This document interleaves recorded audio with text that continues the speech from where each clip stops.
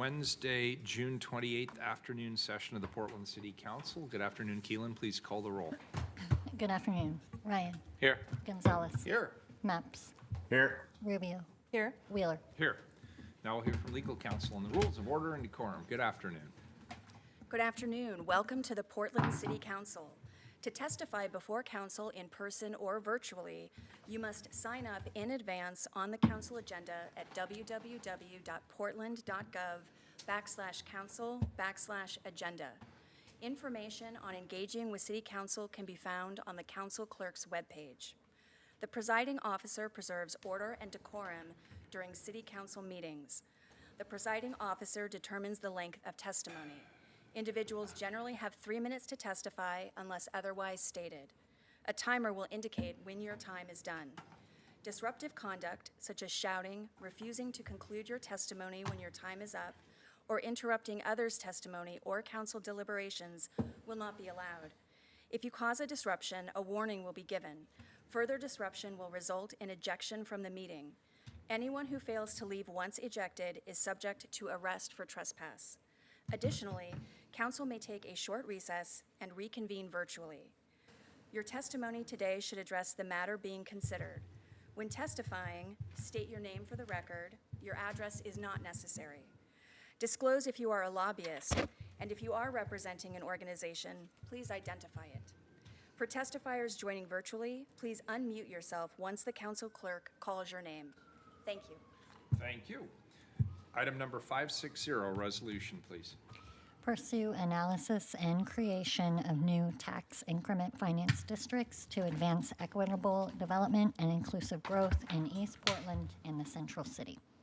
All right, colleagues, we're going to start our afternoon session off with tax increment financing. I'm pleased to co-introduce this item with my colleague and friend, Commissioner Rubio, who I'll turn to in a moment for opening remarks and facilitation of Prosper Portland and the Portland Housing Bureau's presentation. This resolution directs Prosper Portland and the Portland Housing Bureau to explore the creation of a new tax increment finance district, a TIF district in East Portland and the Central City, respectively. As many of you know, the reinvestment resources that TIF districts can create can be effective tools to promote equitable economic development, as well as an important source for funding affordable housing.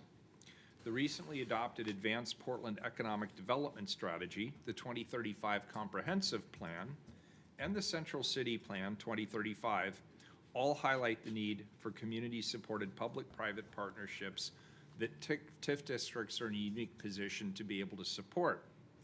I look forward to learning more from Prosper and PHB about what initial guidelines have been set for these two explorations and how the community engagement process would operate going forward.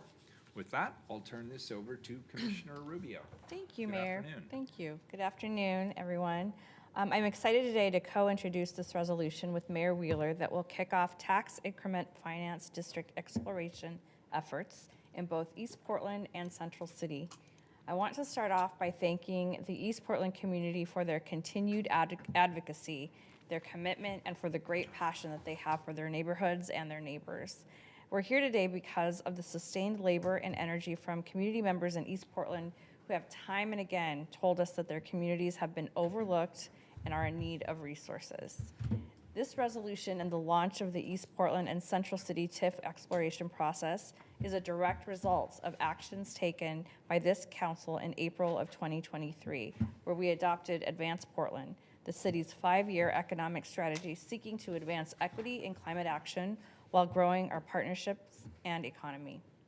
Council has already allocated budget for this exploration process and directed Prosper Portland and the Portland Housing Bureau to launch this effort under my leadership.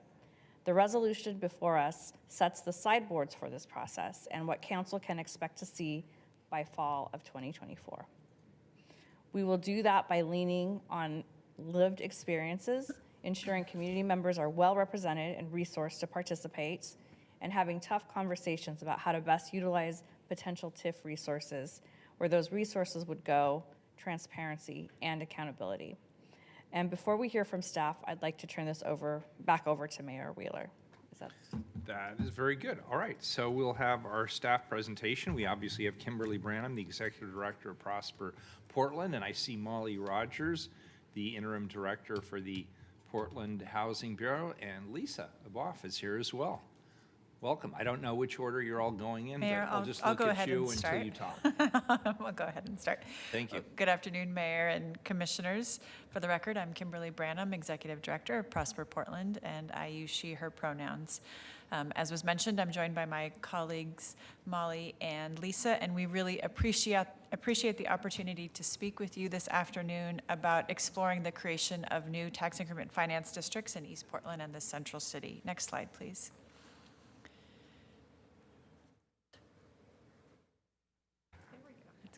There we go. All right, this afternoon, we will walk through a brief presentation as we seek your direction. First, we're going to touch on some of the strategic and technical context and background for this work. Then we'll discuss TIF exploration parameters given this context and the proposed process in greater detail.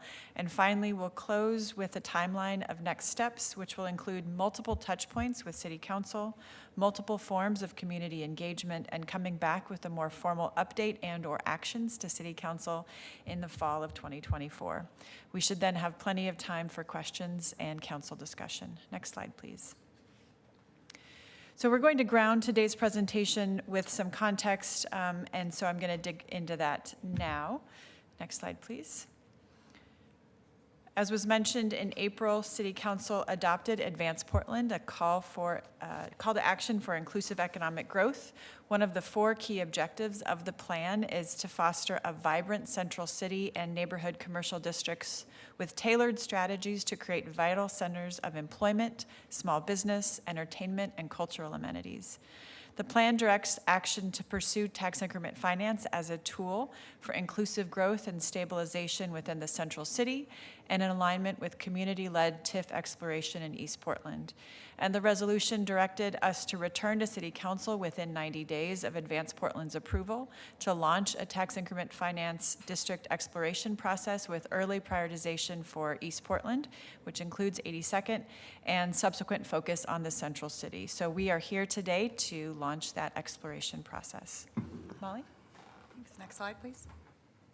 Good afternoon, Mayor Wheeler and Commissioners. I am Molly Rogers, Interim Director of the Housing Bureau. I use she, her pronouns. The city's current set-aside policy has 45% of TIF revenues going for affordable housing investments. TIF and the set-aside policy are critical tools to the city's delivery of affordable housing. Since 2000, TIF has funded approximately 8,500 units of affordable housing, the vast majority of which are affordable to households earning 60% of area median income or below. But it's also important to note that non-TIF set-aside funds are critical for developing middle-income and workforce housing through projects like the Nick Fish or in Lentz Town Center. And while nearly 75% of the multifamily units produced in 2021 were added in the Central City, Gateway, and Northwest neighborhoods, our State of Housing reports shows that there's currently no neighborhoods in Portland where an extremely low-income Black or single mother household could affordably rent a 2-bedroom unit. There are also no neighborhoods in Portland where a low-income Black, Latina, Native American, senior, single mother, or foreign-born household could affordably purchase a home. A low-income household could choose from about half of the city's neighborhoods, all located outside of the central city and closer in neighborhoods. Next slide. So why East Portland? Communities of color continue to increase in our East Portland neighborhoods, where the current neighborhood composition in 2020 ranged from 40% to 48%. Also, increases in home prices and rents in many East Portland neighborhoods over the last 5 years may signal a growing risk of displacement and housing instability. In 2020, every census tract east of 82nd Avenue was considered at risk of displacement. And this is where a growing portion of the Black, Indigenous, and all persons of color in Portland are residing. On the commercial side, the pandemic brought a rapid increase in new small business formation and new home-based businesses, while some areas have seen decreased demand for retail space due in part to safety and livability issues. Next slide. And why the Central City? Well, COVID-19 and the shift to hybrid work had a strong impact on our Central City, particularly in areas with imbalanced mix of uses. We're seeing vacancy rates increase as key employers downsizing or moving out of downtown due to safety and livability concerns, tax consideration, parking costs, or employee needs. Without intervention, numerous areas will continue to experience persistent vacancy, livability challenges, deep fault risk, and a loss in value and vibrancy. At the same time, we have rehabilitation and major development opportunities that would unlock housing production and could support our economic competitiveness and climate priorities if key infrastructure needs were addressed. And with that, I'd like to hand it over to Kimberly, who's going to provide detailed background specific to the status of the existing TIF districts. Thank you, Molly. Okay, now is when we get into the really exciting tax increment finance portion. So we're going to talk about maximum indebtedness first. As a reminder, when new tax increment finance districts are created, geographic boundary is established for investment, and a maximum amount that can be borrowed over the entire life of the district, or what we call maximum indebtedness, is established. This table shows each tax increment finance district across the city with the size of the bar chart showing the allowable maximum indebtedness. In blue, you see how much debt each district has already issued, and in orange, you see the amount that could be borrowed in the future. It is important to note that just because debt has been issued, it doesn't mean it has been spent. So we might, for example, issue a large bond issuance at the end of the life of the TIF district and then use those TIF proceeds over time. But it does give you a general sense of where each district is in its ability to access more resources. So you see, for example, that Cully has all of its maximum indebtedness remaining, and there is some additional maximum indebtedness in Interstate, North Macadam, Gateway, and Lentz that still remains, while all of the other districts have already reached their maximum indebtedness. Next slide, please. On this slide, we are showing a map of where Portland's tax increment finance districts, current tax increment finance districts, are located, and the status of those resources. So not just the debt, but what is available to be invested in each TIF district. The status reflects both the 45% of TIF set aside that Molly talked about for affordable housing across our TIF districts, as well as the remaining economic development and infrastructure investments. In gray, you see TIF districts that are complete, meaning that all of the TIF resources have been spent and the plan's priorities are completed. In blue are those districts that have defined priorities, and TIF districts are fully committed, primarily through action plans. So within the Lentz tax increment finance district, there are a few remaining TIF districts. Those are largely dedicated, and we've identified collectively how those will be invested, whereas in Gateway, where we have just recently increased maximum indebtedness, or increase the life of the district so we can reach maximum indebtedness, there are still resources that are being programmed. And so that's what you see here is in green, the districts that have just been opened or still have significant resources are put in green. So Interstate will move to blue in the next year or two, leaving Cully, Gateway, and North Macadam that will be in that green, or where there are significant resources available in the next few years. Next slide, please.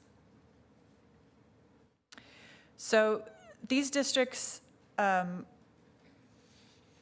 timeline that you see here shares the timeline about when debt will be repaid. So as maximum indebtedness is reached, That is one key milestone, but then once the debt is fully repaid and the taxes go back to the taxing jurisdiction is another key milestone, because that is when that acreage becomes available potentially for use in new tax increment finance districts, or is available to the taxing jurisdictions. We're at a transitional moment for TIF districts, many of which were created 20 to 30 years ago. They're being closed out or are in their final years. So by fiscal year 23-24 and 24-25, we'll see all property taxes from South Park Blocks, Oregon Convention Center, Downtown Waterfront, the Central East Side, River District, Lentz, and Interstate returning to the taxing jurisdictions. And when the debt is repaid, even if there is still existing TIF in the districts to be spent, it's possible to amend the district to officially release all of the taxable revenue to taxing jurisdictions and to release the acreage and the assessed value from the urban renewal area limitations calculation, while remaining TIF resources can still be used to deliver on the priorities that have been identified. Next slide, please. So given what we've just seen, this final slide summarizes where the city could be in July of 2024 if the districts are fully repaid as anticipated, and we amend them as proposed. So as a reminder, Oregon state law sets the limit on how much of a jurisdiction can be in a tax increment finance district at any one time, and the max is 15% of assessed value or acreage. So due to this limitation, as we look to explore new TIF districts, the timeline of when the other districts close becomes critical, as closing districts is what allows us to release the acreage and the assessed value. So what we see here is that in 2024, approximately 3% of the city's acreage and assessed value would be within a TIF district. That correlates to just over 2,700 acres and $2 billion in assessed value. So in relationship to the 15% cap, that means that there are over 11,000 acres that would be available, and just under $10 billion of assessed value that would be available for inclusion within a TIF district. All right, so before I turn it over to Molly to go into the process, are there any questions around what I just shared? No. Okay, thank you. All right, next slide. Thanks, Kimberly. As Kimberly mentioned, we wanted to share both a high-level overview and additional details regarding the process that is outlined in this resolution today. Next slide. As you may recall, City Council adopted the new Cully TIF district this last November. This followed almost 4 years of engagement led by and co-created with community, and we have learned a lot from that process. Many of these lessons have and will inform the way we move forward. And a few of these I want to highlight here. It really does take the importance of community partnership in co-creation, implementation, and oversight. We need to be explicit, be accountable, and measure who benefits. It's important that we're being clear about roles and responsibilities between community and public partners, supporting community leadership while not putting all work on them or lead them to do, particularly some of the technical work involved in the TIF district creation. We learned that we could and should have brought our taxing jurisdictions partners into the process earlier. And with the importance of deep and broad community engagement, together with consistency of working group representation, particularly when working to develop reports or analysis. And finally, that community development efforts require a layering of financial and policy tools that include but are not exclusive of TIF. Next slide. So from a high-level perspective, this is our framework in helping to guide the TIF exploration process based on some of the policies we touched on earlier. Through our work with community partnerships and engagement processes, we will center priority communities while balancing priorities with the financial impact to the city budget and other taxing jurisdictions. As we work with the community to review past plans and set potential investment goals, we will start with a vision of vibrant communities and corridors as defined by each particular area, where current residents and businesses are able to stay and share in the prosperity that growth and change can bring, where small businesses can grow and there are opportunities for inclusive economic growth and wealth building. These values form the foundation for our work. And now Kimberly will guide you through additional details on the approach. All right, so the resolution before you today proposes guardrails to provide clarity to community partners and city staff through the TIF exploration process in both East Portland and the Central City with specific acreage and assessed value allocations. The proposal includes up to 7,500 acres in East Portland. Just by way of context, that's 2 to 3 Lentz Town Center TIF districts, so pretty sizable TIF districts, and $6 billion of assessed value. And up to 1,500 acres and $3.8 billion for the Central City exploration process. These parameters enable East Portland and Central City conversations to move forward either at the same pace or at different paces if necessary, with helpful clarity through those conversations. Next slide, please. As Commissioner Rubio mentioned, the process that we're about to talk to follows a year or more of conversations hosted by EPAP and through smaller group and direct conversations with community partners. The East Portland exploration process builds on what we heard through those conversations and learned through the partnership with Cully Partners, and acknowledges that East Portland is a very large area with multiple communities as well as shared needs. So Commissioner Rubio will convene a formally designated steering committee body focused on process alignment and exchange, which will include both community members and taxing jurisdiction partners, which builds on some of those lessons learned. And deep community work will occur via working groups, which will take on the areas that you see in blue. We anticipate at least that they will take those areas on, which will be made up of business district, school district, neighborhood district, and housing partners, together with representatives from the steering committee to make sure that there's a linkage there, and interested community members who will be identified through an open call for participation. During early engagement in East Portland, geographic areas will guide working groups, and the areas shown on the map generally resonated with people who we spoke to.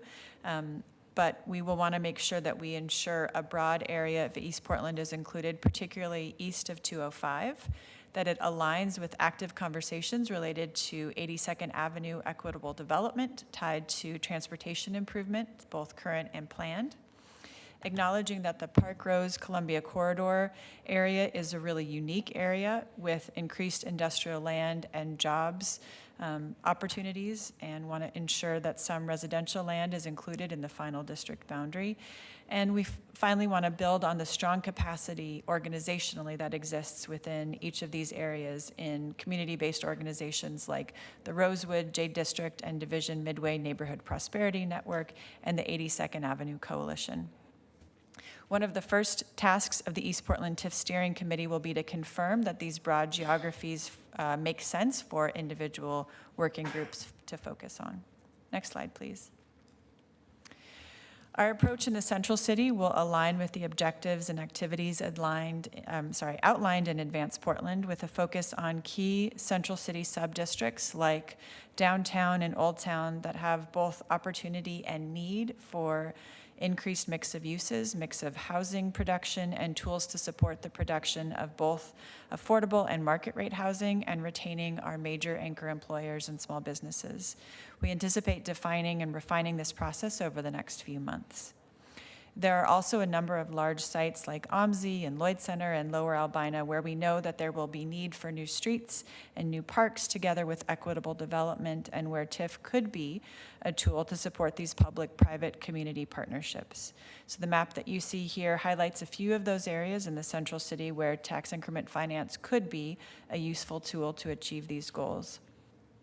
The exploration process will both define boundaries and identify where there are opportunities for housing production and business retention and competitiveness, infrastructure, and other needs for larger sites.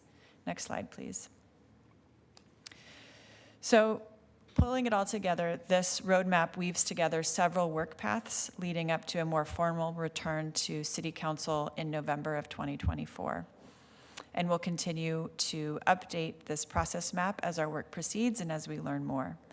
In green, you see our work path tied to the East Portland TIF exploration.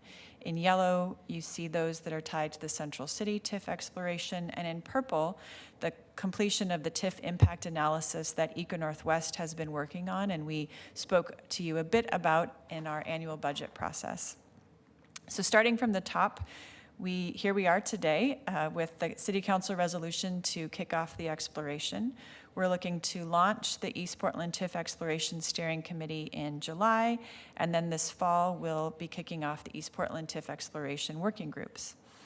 We anticipate also this fall launching the Central City exploration process and expect to check in with council offices individually in launching that process. In parallel to the exploration process, we're wrapping up the work with Eco Northwest, looking back on past TIF district performance. They anticipate completing their report this fall, and we're aiming for a work session with council later this calendar year. So you will have those findings before we are coming back with any decision points for you. We anticipate that these multiple efforts will run in parallel and will coalesce in summer of 2024. Throughout this process, we will work with advisory bodies, OMF, and partners regarding the analysis and balancing of potential financial impact to taxing jurisdictions, which we know will be a significant consideration for you all. And if there is deemed to be support for creating new TIF districts, we could begin the legislative process of going to the Prosper Board and the Planning Commission to consider any TIF district plans that may result from the exploration process. And in that instance, we would be coming back to City Council in the fall of 2024, either as part of a formal process to consider the creation of new TIF districts and or to provide a status update based on where we are with the discussions at that time. So with that, we are very happy to take any questions that you might have. Commissioner Gonzalez and then Commissioner Mapps. Well, thank you for the comprehensive report. Very, very exciting. Also really appreciated the space for different paces for East Portland and Central City, as we've discussed in some of our office meetings. I think as we discussed, there's different constituents for downtown than East Portland, different breadth of communities, and is, I guess, to start off with questions, do you anticipate that Central City would take the 3 years that Coley took? And is it fair to assume that East Portland's process might be more similar to the Coley process, just given the diversity of communities that necessarily need to be engaged in that process? Commissioner, it's a great question. Thank you. I think we are hopeful that, given all that we learned in Coley, that the East Portland conversations will take less than 3 years, partly because we learned so much and there's something of a template, but also because it really asked a lot of community partners who had other responsibilities as well. And so I think we're hopeful that that takes 1 to 2 years, or that there's a decision point within that time period. Within the Central City, I could imagine that we would be able to come back to City Council within the year with some proposals. As you mentioned, it's a smaller geography, and so it'll probably take less time, but it will still take some time, and so I think the year is probably a realistic timeline for us. No, that's helpful. Just thinking about the crisis downtown, you alluded to COVID. We also have a tax burden that exists in 2023 for downtown that didn't exist in 2019, and we're potentially dealing with the generational shift in how folks look at downtown. Yeah. The crisis is very real. East Portland, we're dealing with generations of underinvestment. Some of it is outside the original shape of the city, even going back 100 years. So it's got a very different history, different needs, and I appreciate that recognition of the differences there. as well as the potential timeline. One other question, how did you come up with the caps for Central City and for East Portland and what's proposed? Is that formulaic, or just curious on how you reach those conclusions? Yeah, so Lisa can provide a bit more detail. It was a mixture of art and science. We did sort of some analysis of what neighborhood TIF districts look like and where we've seen performance. So Lentz has been a performing district. It's a nice size of a TIF district, and so we looked to see if you were to see 2 or 3 Lentz-ish sizes, what that would require. And then similarly within the Central City, I think we really identified downtown and Old Town in a few of those areas and sort of said within that, how many acres might that require? We have to keep within the 15% cap, and so we wanted to be conscious of creating parameters that might make sense, but that also would not go against that 15%, or where we would be disadvantaging the success of either East Portland TIF districts or the Central City TIF districts. So that was those were some of the considerations. Got it. And I'm just thinking out loud, the difference in sort of multiplying effect potentially of the investment, Central City relative to the East Portland, just an interesting challenge, like matching up the cap with the acreage impacted, and it's clearly there's a different formula that you use That's there right. that Yes, I think is so- respective of that. Yes, great question. So we were looking at the assessed value within the Central City versus the assessed value within neighborhoods, and so we did look at and match up the acreage to assessed value. We tried to be conscious of that. And are you assuming a different multiplier in Central City than East Side? It looked like that, when you looked at the acreage and what it Right, looks like. we're assuming a different density in terms of the assessed value per acre Got it. within the Central City versus within East Portland, Got definitely. it, totally follow. Truly last question. So when we talk about housing and spurring housing development in East Portland, Central City, another very big difference here is that we have, a lot of office buildings that, or at least theoretically, are targets for conversion to housing. With Commissioner Rubio's leadership, we addressed some of the seismic challenges in conversion, but that is still a mammoth hurdle to get over. When you think about housing in Central City and East Portland going into this process, what assumptions are we making?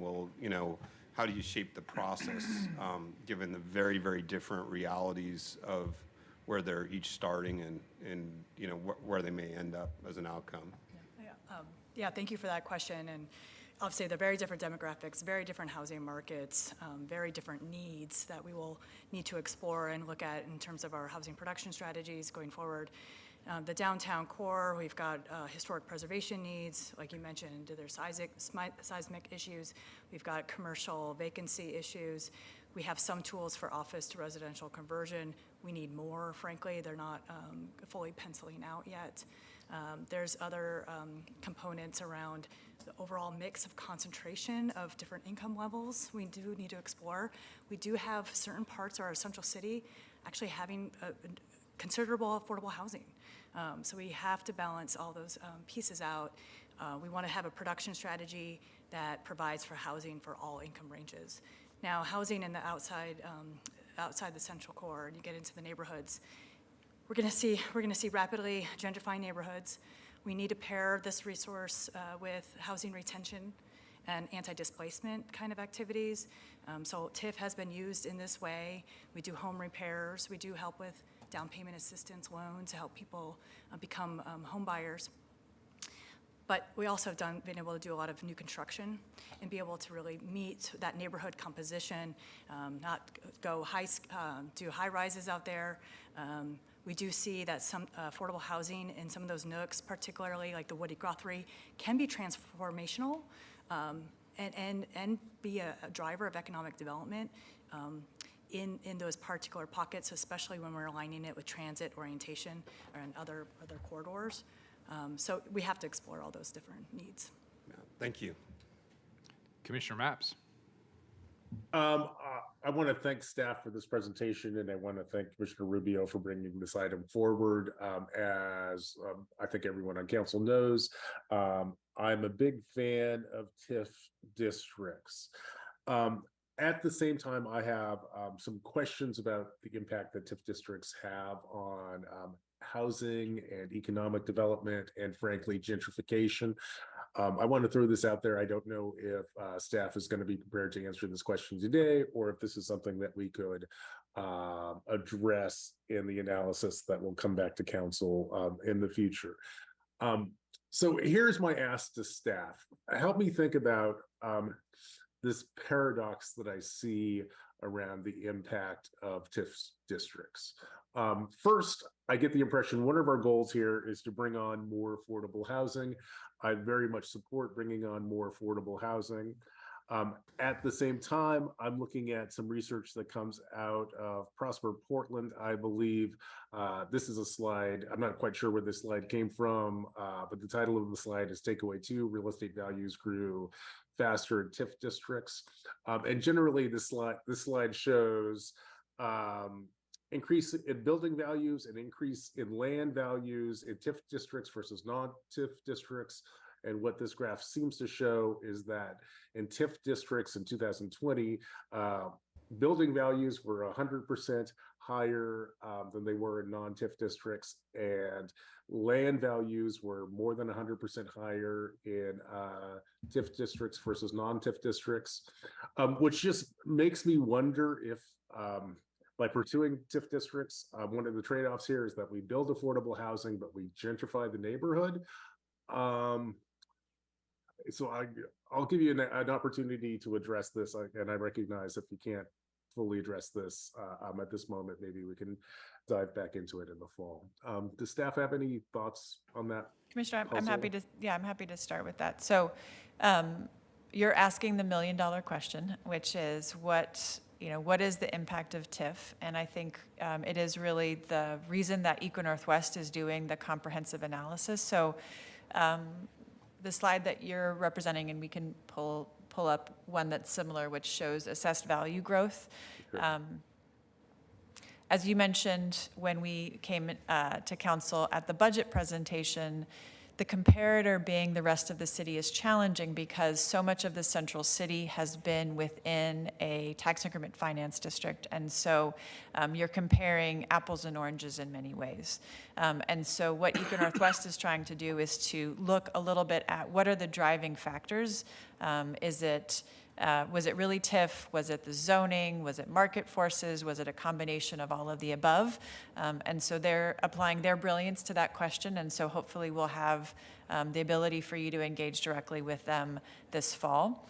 But just so the rest of council has it, this shows you assessed values within TIF districts versus outside of TIF districts. And as was mentioned, they've increased significantly. And what you see reflected there are areas like the Pearl District, which had a very modest assessed value when it was an industrial area, and then today it has, I think, you can correct me, but I think there's about $3 billion of taxable assessed value there.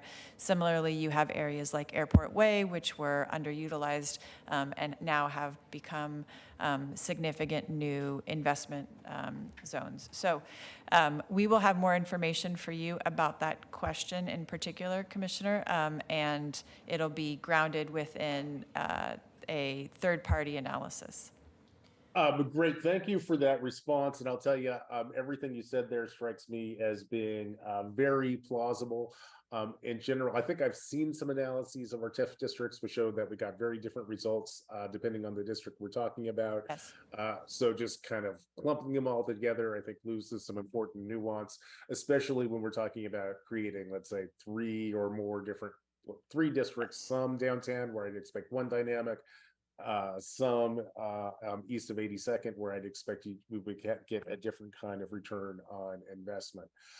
So I look forward to seeing the study out of Eco Northwest. I'll just share one other thing that I look forward to seeing out of the Eco Northwest study which is some guidance on our return on investments for TIF dollars, for TIF dollars, as everyone on council knows, the TIF program essentially diverts dollars that would normally go into our general fund and instead spends them on TIF specific projects.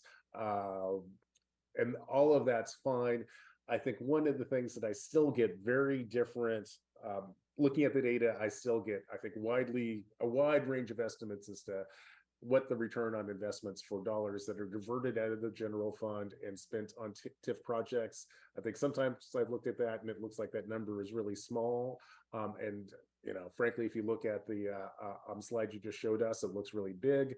I'm not quite sure where we land in this. It seems like it must be somewhere between 4% and 130%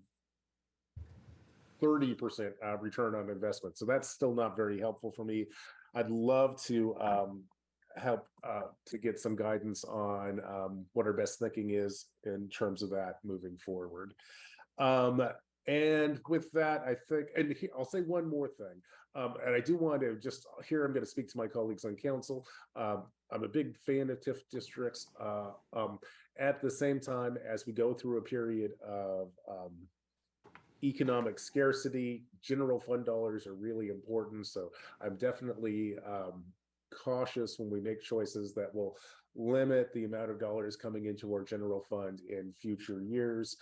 Depending on the return on investment and the specific projects that we're able to catalyze, maybe it would be worth it. But I would say, and I truly believe that this is an important decision that will have a large impact on the future of our city. And with that, why don't I return the floor to the mayor? Commissioner Ryan.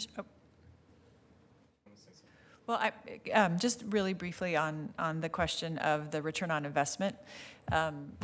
Tax increment finance is a defined tool in terms of you can use it for sort of sticks and bricks, but it's still a pretty pliable tool in terms of the allowable resources. So at an extreme level, you could think about if you invested 100% of your resources of TIF in affordable housing, you wouldn't create any there's not a tax return on investment because those are tax exempt investments.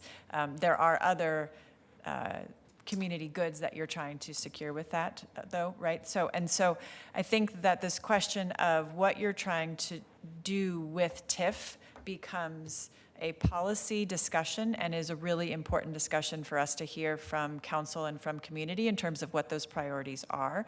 And so I think we can, with Eco Northwest, be able to say the kinds of return on investment that you see when we're investing in transportation versus a public-private partnership versus a affordable housing project will look like the following based on leverage and assessed value growth. But what we notice over time is that it really depends on the TIF district. They're not formulaic, and it really depends on the objectives of a given TIF district. So look forward to having more conversations with you about that, but I do want to note that we'll be able to answer that to a point, and then we get into that policy discussion of what are council's priorities and how might we right size or prioritize within a TIF district in order to achieve those along with the communities. Thank you, Director. And I'll just add one bit that gives you a sense of how I experience the policy choices here. At some level, the thing I'm trying to figure out is the return on investment that we get for $1 in tax dollars being spent on, say, the fire department or our Portland street response versus $1 invested in a TIF project. That's kind of the day-to-day dilemma that my office tends to think about. But I appreciate this dialogue, and I'll hand it over, I think, to Commissioner Ryan. Good to see you. Commissioner Rubio, Mayor, I'm glad we're here. This is a good conversation. And also a great presentation by all three of you, Kimberly, Molly, and Lisa. I came in on September 2020, and it was the Coley TIF district. So experiencing that and then being oversight of the Housing Bureau, I got to hear a lot about the TIF cliff. I want to say, first of all, the questions that were asked specifically by you, Commissioner Gonzalez, were some of the ones I was thinking about. So that and the slideshow handled a lot of it. But would you say that we're taking some smart steps right here to address that TIF cliff by looking at the next two horizons. And I do like the mix of east and doing something in central. Is that where we are right now? Okay, and we're in the early stages, because I think what's confusing, at least for me, I'll speak for myself, is that you're sometimes when you're on city council, you experience multiple meetings that almost feel the same. And and so I think with the Coley one, what I enjoyed after enduring a few of those, it was how tight the stakeholders were, and that it really did come across authentically as community driven. And so when I saw this on the agenda, I haven't been paying attention to this deeply because there's other priorities. This is the very beginning of this process, correct? That's correct. Okay, Yes. so there's people in this room and there's others that you will be cultivating that will give us some of that same experience that you had when you listened to the Coley folks, correct? That's I don't want to correct. put words in your mouth. No, And I'm also that's- going fast because I have to go Yes, over next door in a minute. That's correct. Okay. All right, so that's good. So we're addressing the TIF cliff with something pragmatic, and I like the mix. I think that's really good. There was something, I know what I wanted to ask you before I leave. So because the voters passed charter reform, and there will be 4 districts, which they're meeting about this, and people are weighing in on it, and I actually know not as much as many people about that, because I will see what they present to us. My point is, there could be that the east side one could be within more than one district, correct? And so we're thinking about that, right? On how this will feel different the way it matures than when you just bring it to the city council, but there'll be some district engagement. Yeah, you guys are talking about that? Commissioner, I think it's a good flag. I think we've probably each individually thought about that. I've imagined that you might have a future council member on an oversight body, for example, or their staff really liaising with the districts that, It's just with more the to TIF flag that districts that or would within be their one districts, but we haven't curveball. had a community conversation about that Yeah. yet, so it's very, very nascent. So we're keeping an eye on it. Good, because that could be the different, if I was listening correctly, it's the 3 areas, could be in the same area, but in the East Portland, but, Park Rose and, where'd they go? You had a slide up that was lovely. What were the 3 areas? Park Rose. Park Rose, west, west and east of 205. That's it, west and east of 205. Yeah, so those are distinct, neighborhoods, and so am I picturing 3 distinct Likely, yes. districts, likely? Okay. I mean, I think we are just in this beginning phase. I think we wanted to come in It and have came this across as conversation they with might council, be. but I think Yeah. that's what we're Okay. starting in terms of the conversation with the steering committee, and they will refine that. Yeah, and I don't think that's bad, so I appreciated that. And so I was observing that, we got west of 205, east of 205, Hazelwood, got it. Yeah, there it is, Park Rose, Columbia. Yeah, they're just really distinct. Yeah. So I just wanted to say that I'm aware that this will feel different than Coley, but because we experienced the Coley process, I appreciated, that was my issue, or that I thought I came with, and then I really liked your answer, that, we hopefully learned a lot. We'll open our 7th Safe West Village next week, and the first 2 took a lot longer Yeah. than the last 4. So there is a multiplier effect of building capacity in any projects, Yeah. right? Okay, great. Okay, you're saved by the bell. I have to go next door for about 20, 30 minutes for something important for the Office of Civic Life. See you soon. Bye. Just a comment, not a question. I hope that as we go forward with this process, we'll explore the creation of workforce housing as part of this process. I see that as an important goal. So I'll look forward to continuing the conversation with you. Do we have any public testimony on this item? We have 3 people signed Very up. good. 3 minutes each. Name for the record. First up, we have Robert Butler. Mr. Butler, welcome.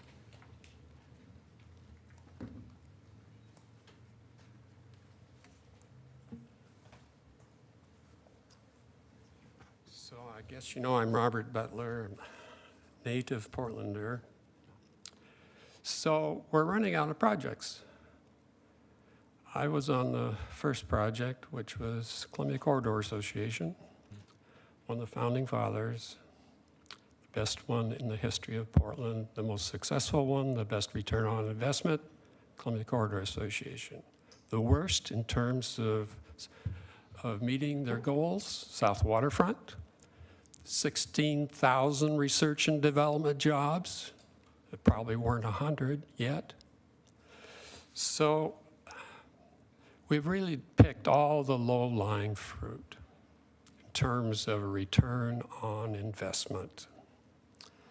So now we have a tool that has incredible duplication of goals, because you didn't hear a single goal for which there isn't another department or team that has the same goal. So this is a phenomenal overlap of assignments. Okay, well, we didn't talk about a lot of things. That's too bad. What's one of our major problems in terms of homelessness? High taxes, high property taxes. So what we're going to do is continue all of these high property taxes for the next 35 years? Shame, shame. So, Cully Boulevard. I talked to you about the Cully Boulevard. Disgusting, the most disgusting project in the history of our city is that woke CRT, reparation, all of that stuff. The Oregonian said, remember? Taking a big risk. Portland takes a huge risk with the Cully. $300 million, one of the biggest ones I know of. Shame, what a shame. And we're going ahead without knowing what the hell we've done wrong with Cully. So, growth. You want growth. We have growth. You want me to tell you about our growth? People are leaving the city. Our finest cities, our most successful citizens are emigrating. That means leaving the city. Businesses leaving the city. What are we coming? Our growth? We have, well, we're a sanctuary. So all of the federal convicts or criminals are coming here, open door policy for them. We don't prosecute who we arrest, so that's all on the growth. We don't have the police force that we used to have to prevent that from growing. What's worse is that the city of Portland has about the worst education system in the United States. And the United States, for an industrialized country, about the worst in the world. So we are the worst of the worst, and nobody said anything about education. Thank you. Thank you, sir. Next up, we have Jay Clark. Mr. Clark, welcome.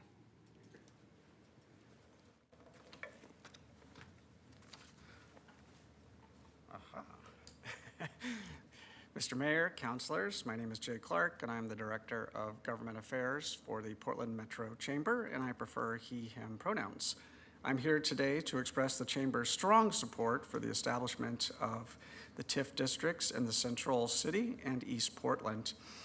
I want to be clear that while the Chamber is highly supportive of both of these districts, I'm here today to speak about the urgency for a Central City TIF district. It is now well established that downtown Portland's recovery has lagged most other big cities downtown in the nation. We have established that this is primarily due to the fact that our downtown was over-reliant on office workers compared to other cities of our size. As we all know, this over-reliance has caused a drag on our recovery, along with the second highest income tax in the nation, which has made it economically rational for numerous employers to move or downsize or their employees to work from home. The latest foot traffic numbers from downtown Clean and Safe bear this out. In May of 2023, it was reported that pre-pandemic levels were rising, but we're at 67% for visitor traffic and 43% only for office workers compared to what they were. It is obvious that we're never going to recover to that previous height of 1.3 million workers downtown that we had in 2019. So it's important that we reimagine what we're going to do with downtown.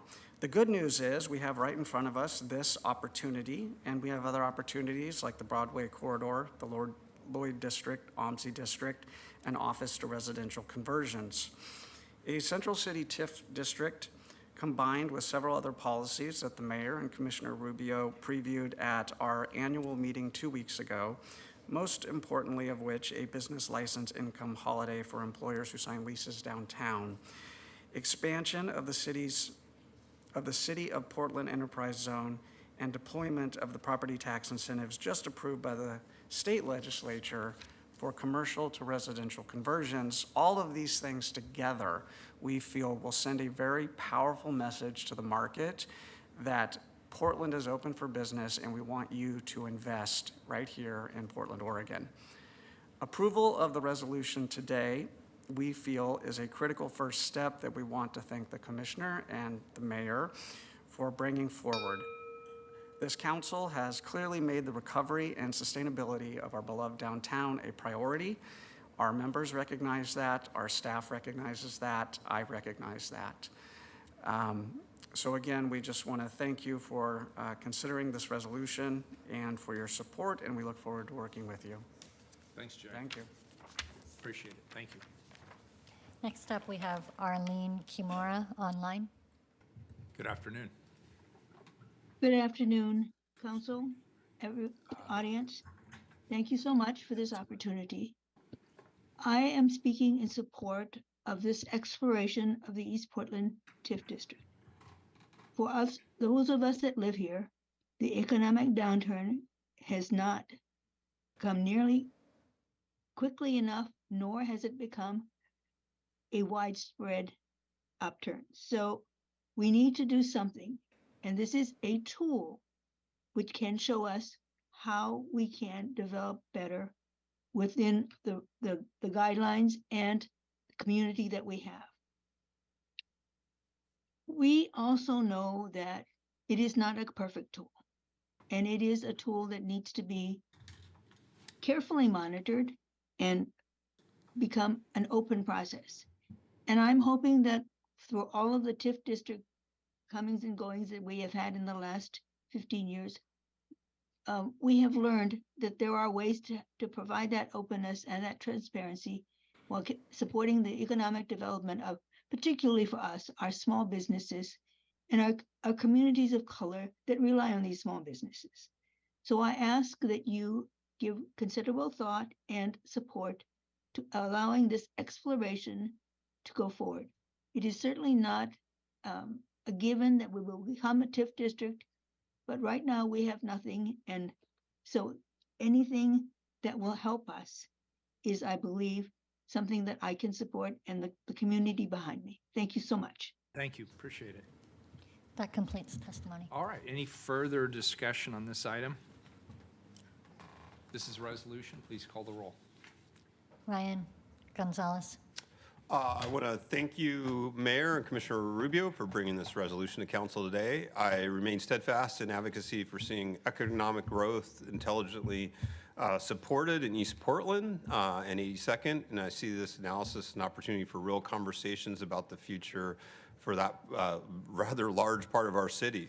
I would also like to reiterate my encouragement for ways to accelerate the process for downtown. I think we are truly in a crisis, created really a once-in-a-lifetime opportunity to reinvest and to redefine downtown.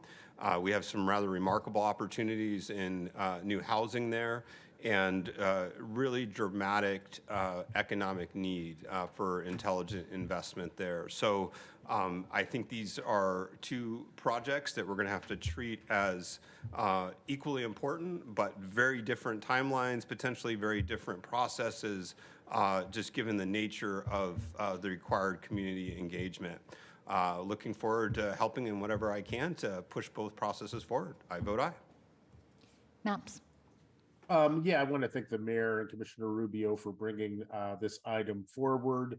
I appreciated the dialogue that we had today with staff, and I want to thank everyone from the public who testified on this resolution. And I look forward to seeing the results of these analyses on the potential to build future TIF districts. I vote to accept the resolution. Rubio. I want to thank Lisa and Directors Rogers and Branham for this presentation today. I also want to thank the East Portland community for their commitment to East Portland and to advancing equitable outcomes for our neighbors and to hold us, the city, accountable for the promises that we've made both in the past and in the present. I especially want to appreciate the folks who regularly attend and participate in the facilitated conversations and presentations led by EPAP, and for all their energy in participating and advocating on behalf of community every day. Also, a big thank you to Prosper Portland and Portland Housing Bureau team and staff, including Catherine, Dana, Roger, and Jesse, for their work over the coming year to support East Portland communities in evaluating TIF as a tool and for implementing on their needs and priorities. And I also just want to take a moment to acknowledge the highly competent, trusted, and thoughtful leadership of the directors and staff that presented today. Molly, Lisa, Kimberly, and your staff. You are all really the A-team to be leading us during this time. That's really important for housing and economic development projects in our city. And I just wanted to really appreciate you and all you do. I am also very much looking forward to getting this process off the ground and learning from upcoming reports on how we can continue to support Portland's localized housing and economic development needs, and to do so in a community-centered way. So thank you all again, and I vote aye. Wheeler. Both East Portland as well as the Central City neighborhoods and the business district associations have a number of what I would describe as complex and interrelated needs. That includes affordable housing, mixed use, redevelopment opportunities, anti-displacement, investments, stabilized business activity, and as some of my colleagues had indicated, equitable growth strategies. And those are all broad areas. As we unfold this process, I would expect us to drill down and get a higher level of specificity. I'd urge both Prosper as well as the Portland Housing Bureau to advance the exploration process with speed so that the council consider both whether and how new TIF districts could effectively and efficiently meet the needs in those two different areas of our city to the benefit of the city as a whole. I appreciate the caution that at least one of our testifiers had put forth. I think it's reasonable to enter this process with a degree of skepticism and see this as a problem-solving opportunity as we move forward, but I think it's ultimately very, very important that we do move forward, and I appreciate the hard work that's gone into this. Obviously, I support it, or I wouldn't have co-brought it. So I vote aye, and the resolution is adopted. Thank you for your hard work.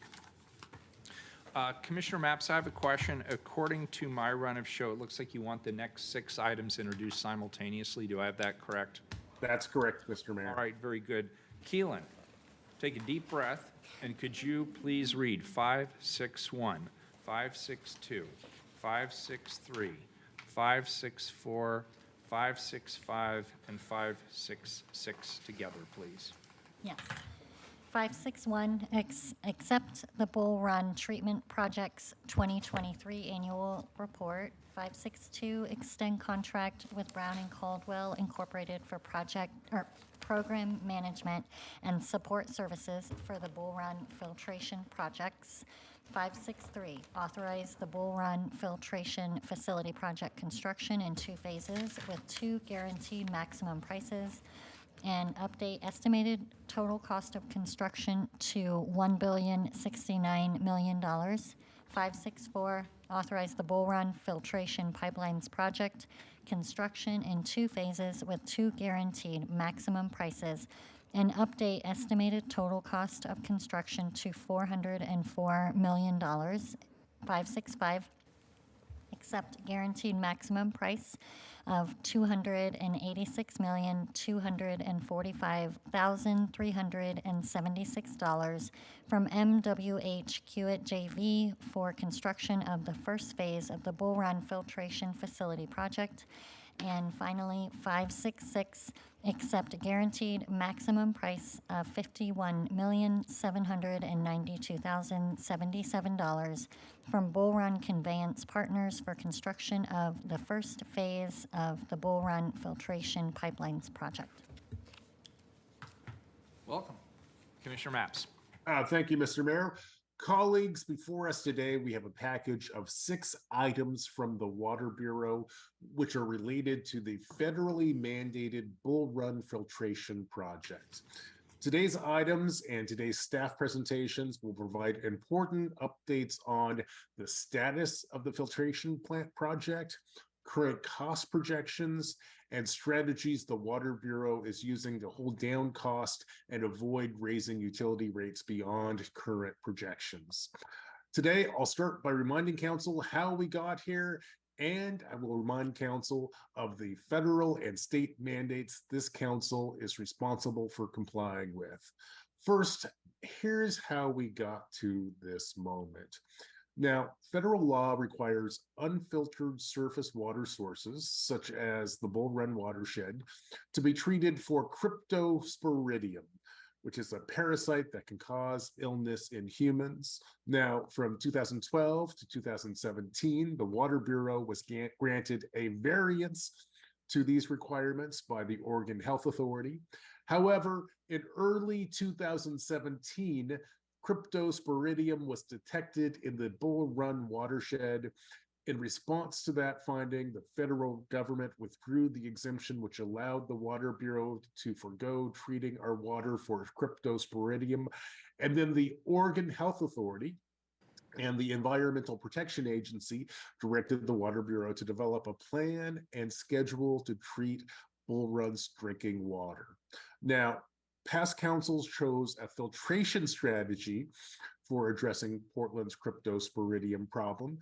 Filtration was chosen because it not only addresses cryptosporidium, filtration also addresses other threats to our city's water supply, including threats posed by forest fires, sediments, climate-related hazards, and a Cascadia-level earthquake. Now, colleagues, I won't bury the lead here.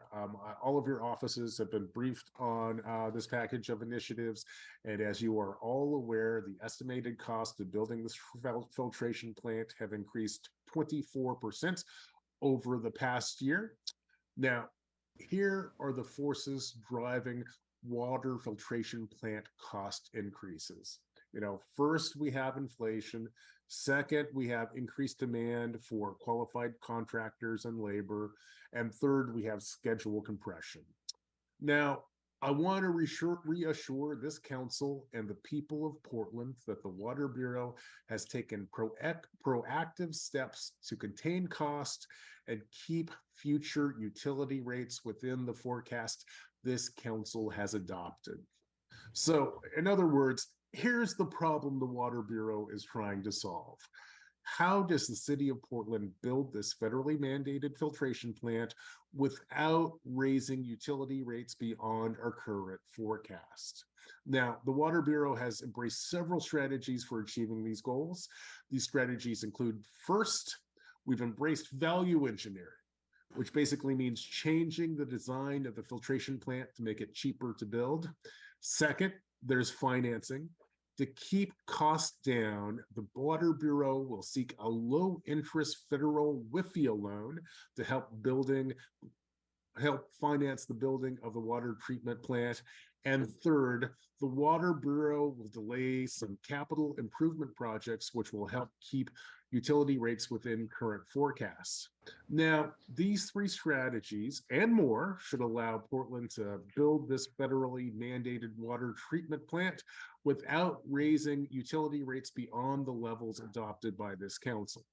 Now, I will turn this presentation over to Water Bureau staff who will walk council through the 6 Water Bureau items on today's agenda.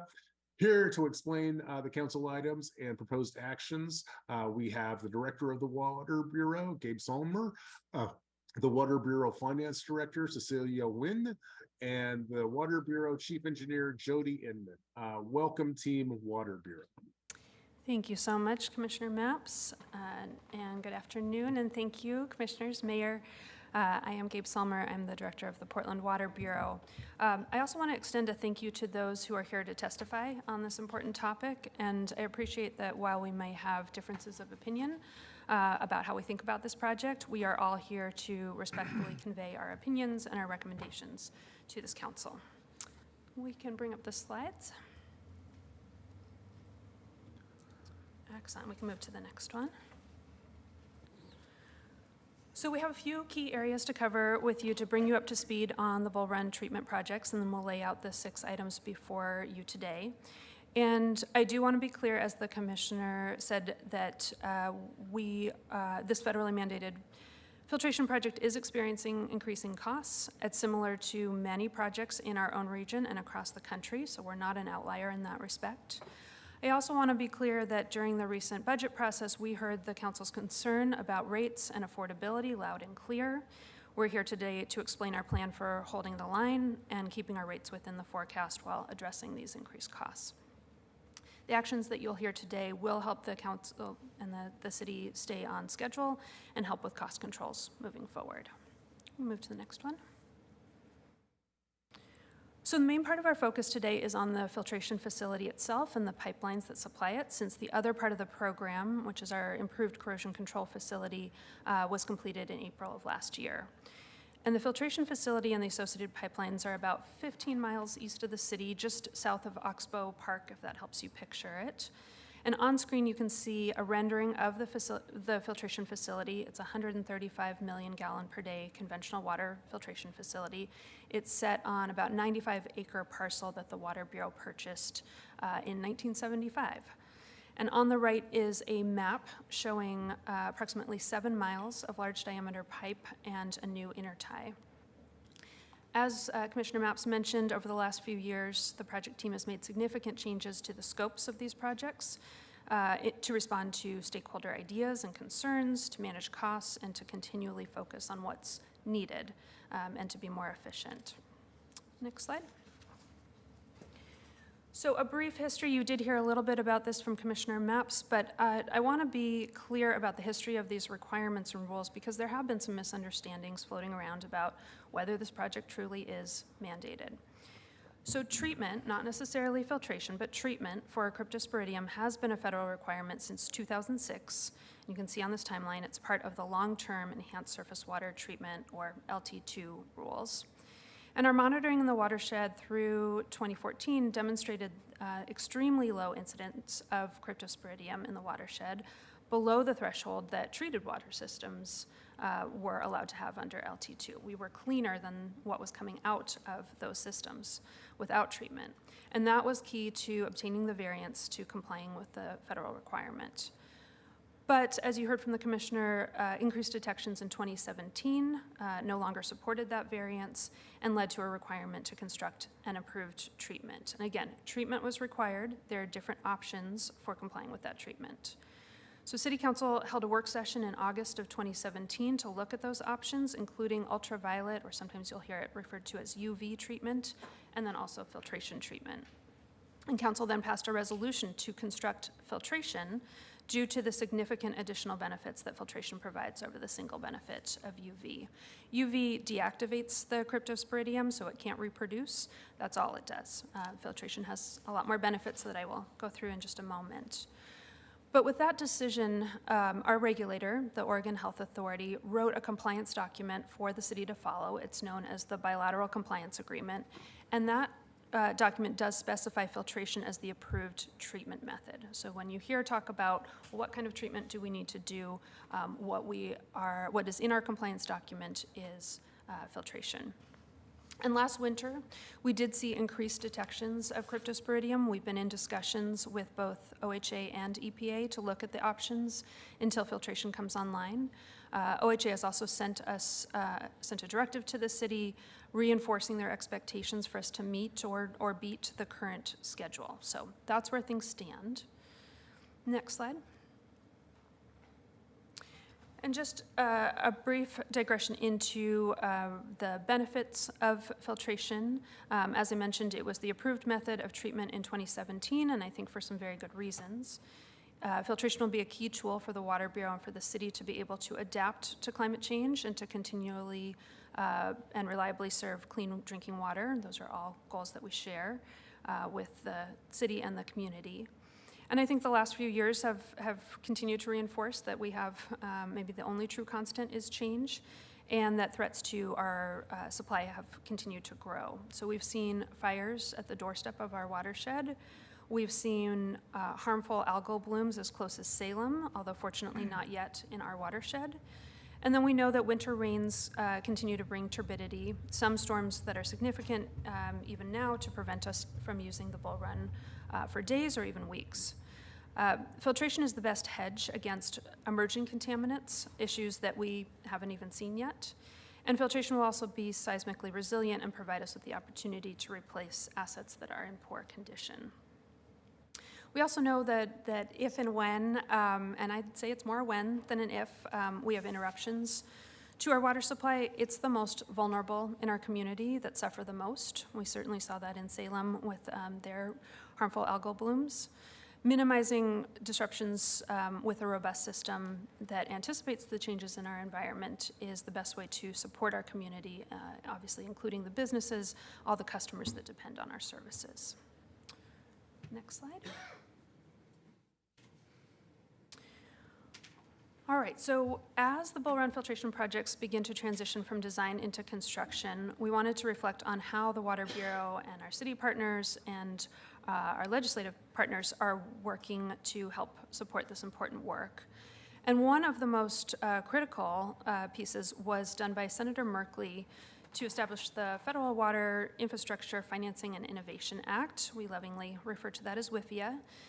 Which provides extremely favorable loan terms. And although that's not a grant, the program will save ratepayers almost $250,000 and more once we look at a second loan, which Cecilia will talk about in just a moment. The loan program makes it possible to build these generational improvements while managing rate impacts and the affordability to customers today. And I should mention that there are not many federal direct funding, so grant programs that support drinking water infrastructure in Portland. However, the project team for these projects has been in partnership with Office of Government Relations, the City Budget Office, and others in the city to continue to investigate and pursue other funding opportunities, big and small, not only for these projects, but for other Water Bureau work that can help us with costs and rates. We're also hiring a consultant to support this work, and we work closely with OGR and their team of grant specialists.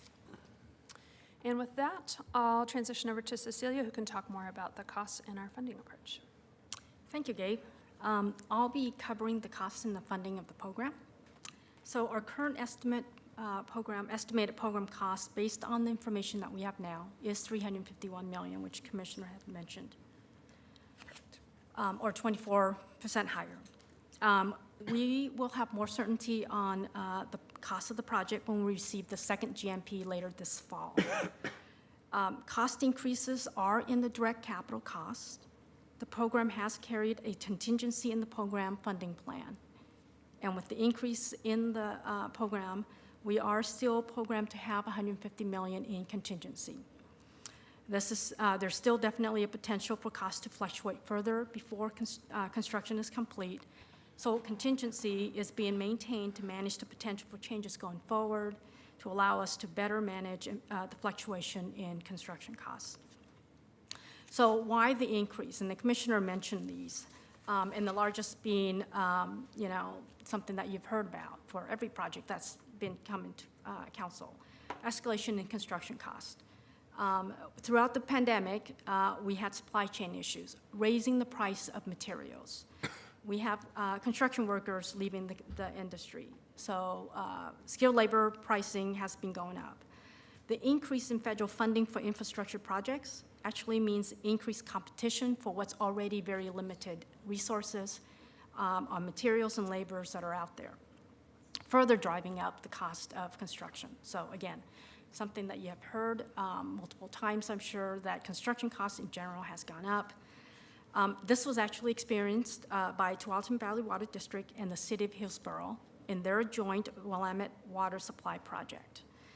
They actually saw a 46% cost increase within 2 months' time from the time that they had final design to GMP, and this was in late 2021 to early 2022.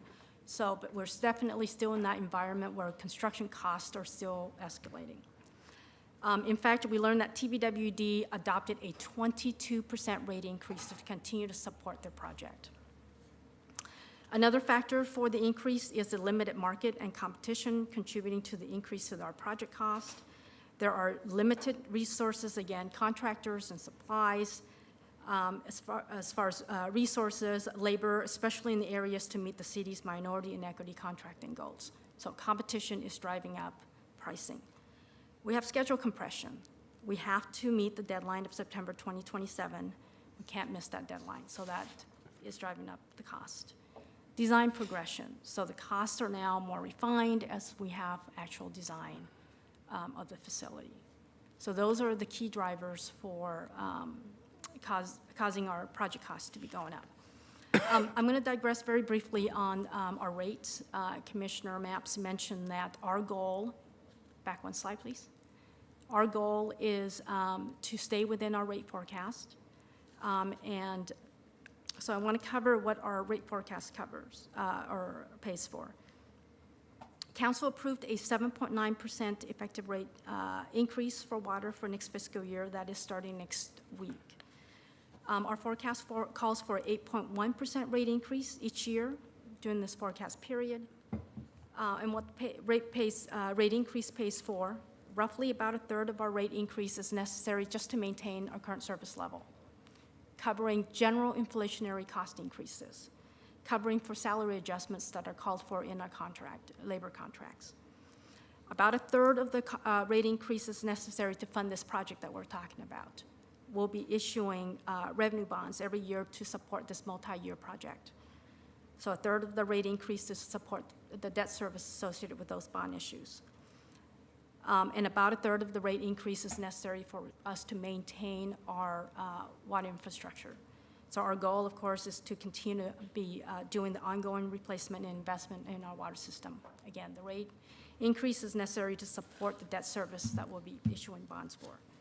Our plan, again, is to maintain this rate forecast even with the increase in the project costs. That is our goal. So how are we doing that? We will definitely be centering, next slide, thank you, water rate affordability. And as Gabe mentioned, in 2021, we closed on our WIFIA loan with EPA, our first WIFIA loan. We secured a very low interest rate for the life of the loan, saving our ratepayers about $247 million. We'll be applying for a second WIFIA loan.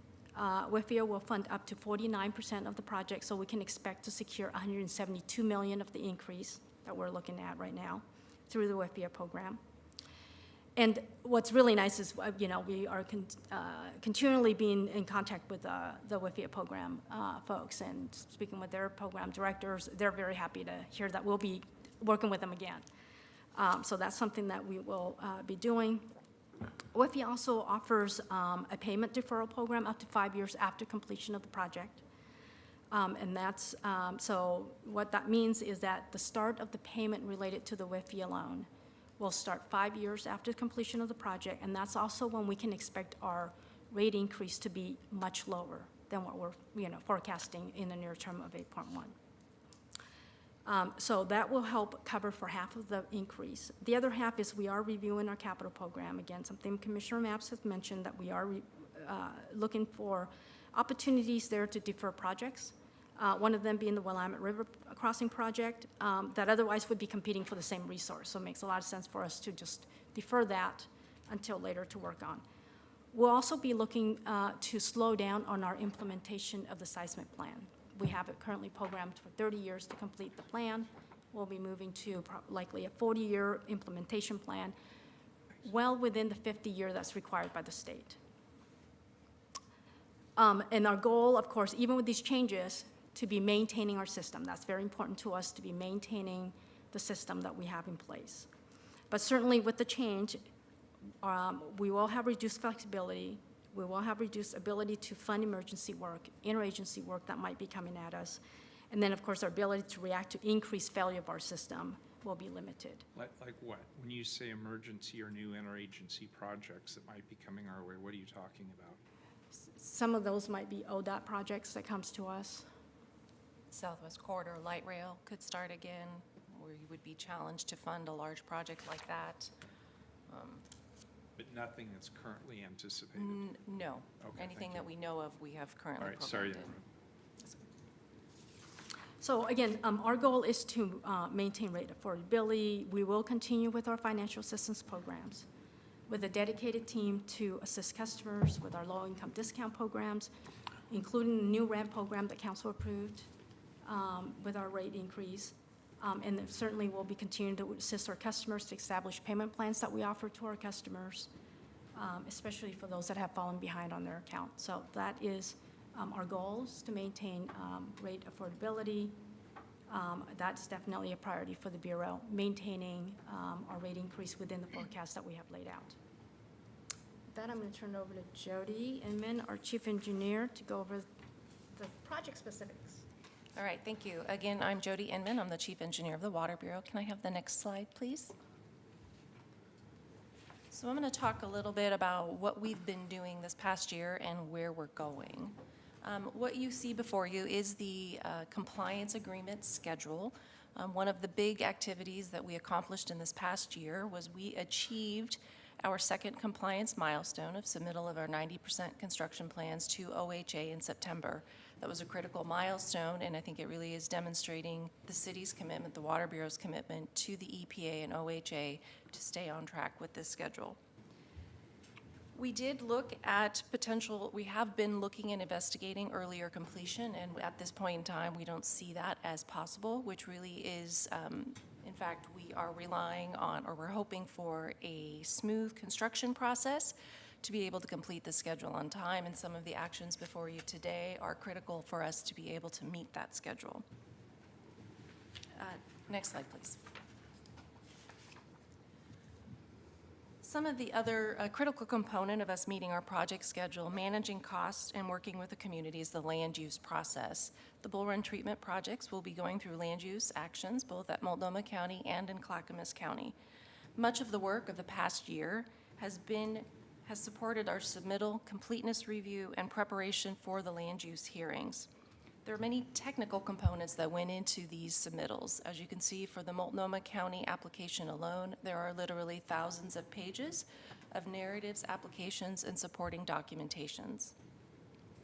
In addition to this, there is an extensive public input process where we have the opportunity, and have had the opportunity, to hear from our neighbors and the community about their fear and concerns.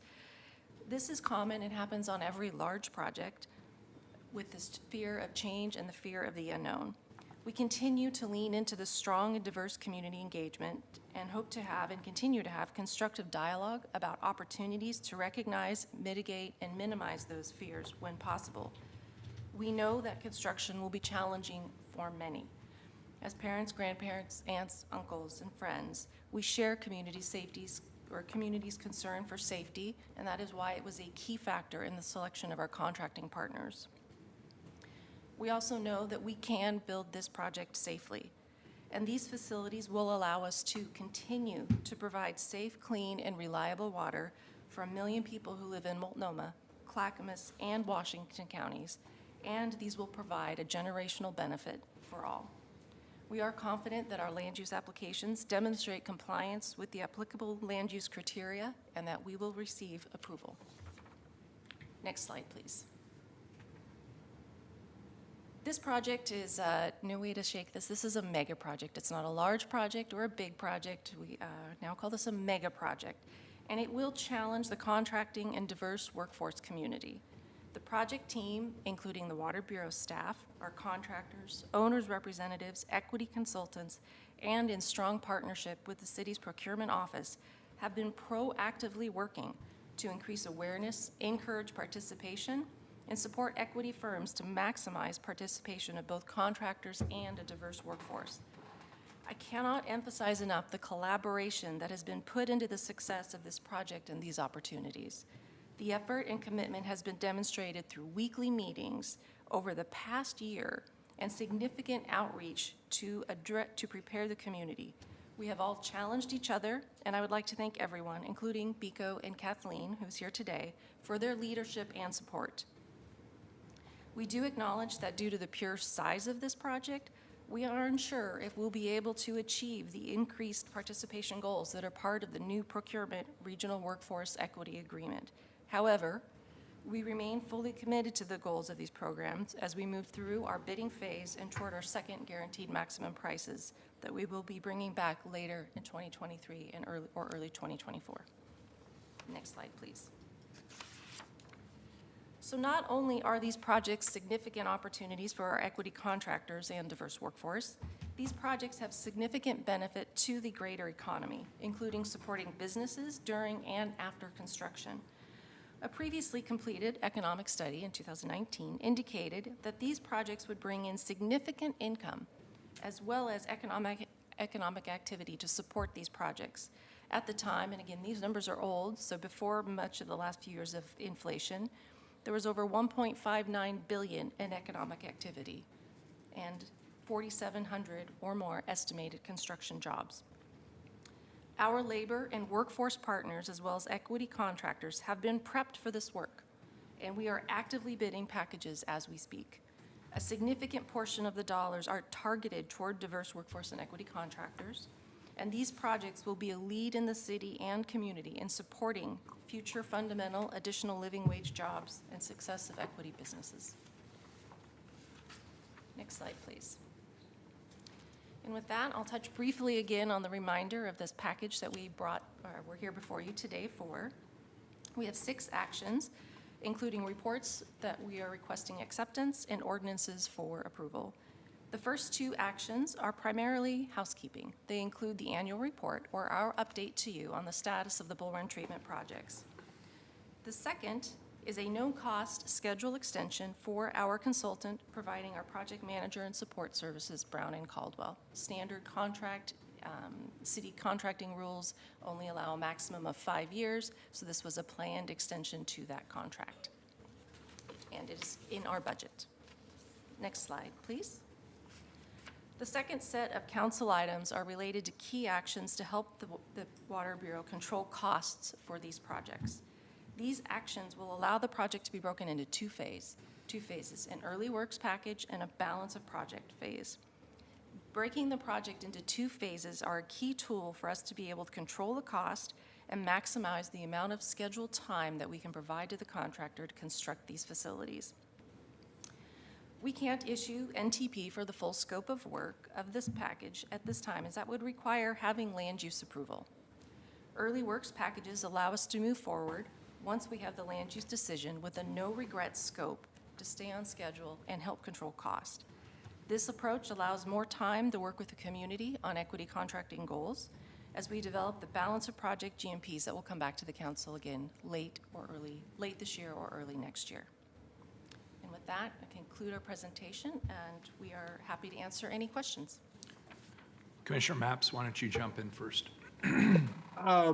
I see Commissioner Gonzalez has his hands up. I will just remind my colleagues on council that I think we have some invited testimony from the Oregon Health Authority. We can take that testimony either after questions or before we get to questions. Why don't we do it first? Let's go ahead and, out of respect for the time of the people who are here for invited testimony. Commissioner Mapps, do you have that list? Yeah, I believe that we have the great privilege of inviting, hearing from our partners at the Oregon Health Authority. I think we have Andre Orso, who is the Oregon Health Authority Administrator for the Center for Health Protection Administrator. And we also have Samina Panwer, the Oregon Health Authority's Drinking Water Services Manager. Good to see you. Welcome. Thank you very much for this opportunity to submit our testimony, since we have already been introduced, so I'm not going to do that again.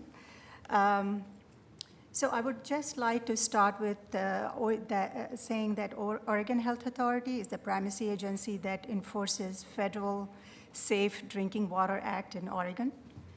State and federal rules require systems, public water systems, using unfiltered surface water sources such as the Bull Run watershed to treat for cryptosporidium by 2014.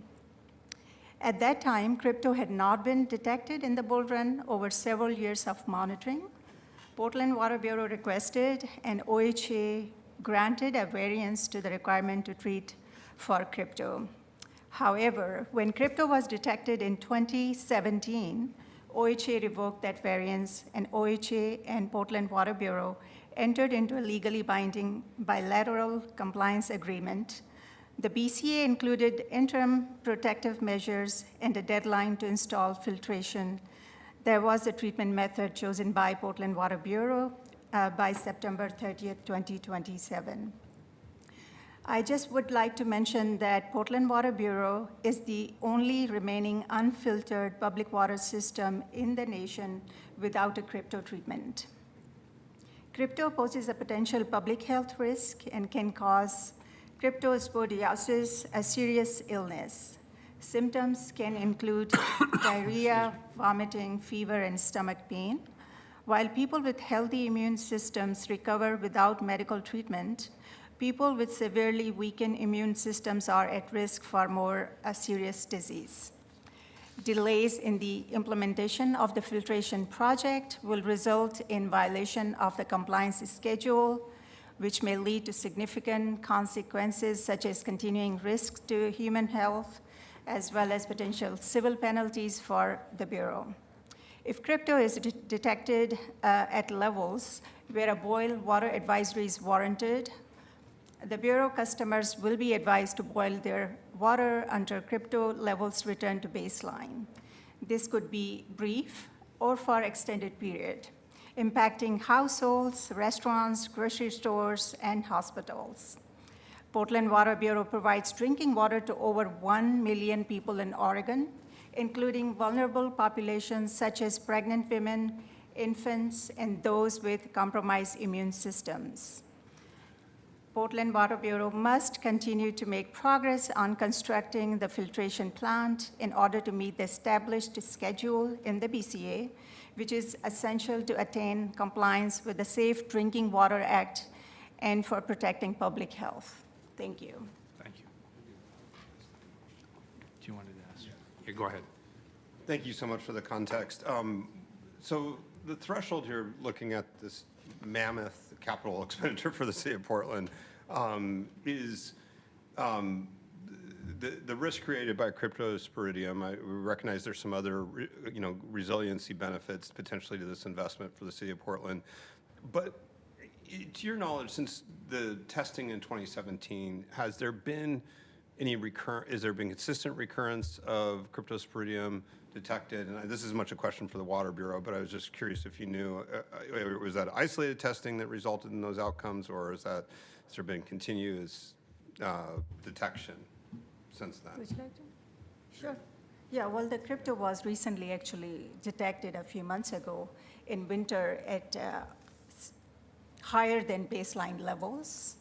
And Portland Water Bureau can speak to that, but they do have a continuous monitoring of crypto on a weekly basis, a few days a week. They monitor for crypto, and we receive those results. But recently, we did see, as a result of heavy rains in late fall and winter, there was a high level of crypto detected. Okay, and certainly. well, not certainly, but a critique of this requirement from the EPA, that it's really an EPA requirement, so I don't expect you to know the ins and outs of it, but I certainly would welcome your thoughts here, is whether agriculturally generated cryptosporidium is the real risk versus something that may be generated in nature. And I just wonder if you can speak to that. What's the, again, it's really an EPA requirement. I fully recognize that, but that has been one of the critiques of this project, that, Bull Run doesn't have agriculture where this has been deadly. It's been in the context of, agriculture. At least I've heard that critique. I haven't, and I'm just curious if you could speak to that. Commissioner Gonzalez, I think we recognize that there are differences in the speciation of cryptosporidium, but in the eyes of the Environmental Protection Agency, they don't see a differentiation. So crypto is crypto to them, and after seeing the levels that we reach, or Portland reached this winter, that they're very concerned, and they had some conversations with us as the regulator of Portland Water Bureau, and they conveyed those concerns pretty clearly. Got it. And do we have, again, I jumped a step there. So our water system comes from Bull Run. The assumption is that crypto that's in our water supply, when it is there, is non-agricultural generated. Is that a fair assumption, though? I mean, based on what you know, given the full, that's my assumption. That's the way it's been explained to me. But are you comfortable with that assumption, that the crypto's there is not generated from agricultural uses? Commissioner Gonzalez, I guess I'm not equipped to debate the biology of cryptosporidium. Once again, I think that there is a debate there, but in the eyes of our federal regulators, they don't see that differentiation in risk to public health and safety. And that is, us as the regulator, that is the line that we take as well. And last question there, are you aware of any national movement to continue that discussion about the relative risk associated with agriculture, non-agriculture, crypto? I am not aware of any national discussion, and also when it comes to the regulation, it doesn't really, as Andre also said, it doesn't really differentiate. It is for crypto and the treatment regardless of the source of crypto. Got it. I appreciate the answers, and Commissioner Maps has certainly been through this with me a bit, as is the Water Bureau, so thank you for your answers. Very good. And why don't we go ahead and finish the invited testimony? Oh, we're done, Mr. Mayor. You're done. Okay, very good. So I have Commissioner Maps, go ahead. I just want to jump in here. If we want to pin this down, I could invite Water Bureau staff back up, but I did want to address a question that Commissioner Gonzalez asked, which is, are we seeing crypto in our watershed more often today than we have in the past? And the answer is yes. I'll tell you, frankly, if you take a look at the history of crypto findings, even over time, it's been very low. In 2017, we had a couple of hot spots, but they were still kind of low. In recent months, actually, it's increased pretty dramatically. I could really understand, based on, let's say 2019 data, being a little bit skeptical about the need to treat for crypto. But given the patterns we're seeing now, I am objectively convinced that actually this is a growing problem that needs to be addressed. And the Water Bureau could, if we wanted to really pin this down, we could invite Water Bureau staff up. But I just wanted to share that. And Mr. Mayor, I'll just hand it back to you now. Yeah, good. I just have a general concern. I see the need for this project. And I've always been a little bit confused about the cryptosporidium imperative here. I'm actually more persuaded by the need for filtration for some of the other risks that were mentioned by staff. And we saw the Bull Run watershed come perilously close to conflagration just a few years ago. And there is always the risk of a major landslide. And none of us like to discuss that possibility, but it happens in parts of the world on active volcanoes, which Mount Hood happens to be. And so, I see the value here, but I would be remiss if I didn't say that at some point this project no longer becomes feasible, given that the burden is being paid by the ratepayers. And I wonder, where is the federal government? This is a federal mandate. Why aren't they bearing some of the cost of this project? Why is the cost of this project being borne exclusively by local ratepayers? And I appreciate this is in no way to discredit the great work of Senator Merkley and others who have extended a low-cost loan. But saying, hey, you have to do this and we'll extend you the loan at a lesser rate than you'd pay for a market rate loan isn't really that helpful to our ratepayers who are going to see the entire burden of what is now $1 billion project. Where are we in terms of being aggressive with the federal government in helping to bear some of this burden along with our ratepayers? Mayor Wheeler, I certainly appreciate that concern. It is a very real concern for citizens of the city of Portland. I would say that there are opportunities available for, low interest loans. I cannot comment on what would be specifically available for the city of Portland as far as anything beyond low interest loans, AKA grants. However, we do have a process for loan and grant assistance through our state revolving loan fund, but that is available statewide for systems that are in need for infrastructure improvements across the state of Oregon. We have had additional funding from the federal government from the bipartisan infrastructure law that provides us an additional tens of millions of dollars over the next 5 years to bolster this state revolving loan fund. However, I have to reiterate again that this is for the entire state of Oregon. And the entire state of Oregon is also— It's de minimis. Yes. Relative to the cost. I appreciate it, and I agree with you, and you're right to point that out, but let's be honest, it's de minimis. And so the question I have, I'm concerned that 24% in just 1 year, and nobody sees the labor market going back to the way it was a few years ago anytime soon, particularly in skilled trades. And this entire project is being built by skilled trades. My concern is the 24% becomes another 24% next year, and then another 24% the year after that. And my question is, what's our fail-safe? At what point do we pull the plug if the cost becomes too high? Mr. Mayor, I don't think I can answer that question for you or for the because our ratepayers aren't going to just indefinitely be able to pony up. And I understand that we don't control those costs. It's inflation. It's market driven.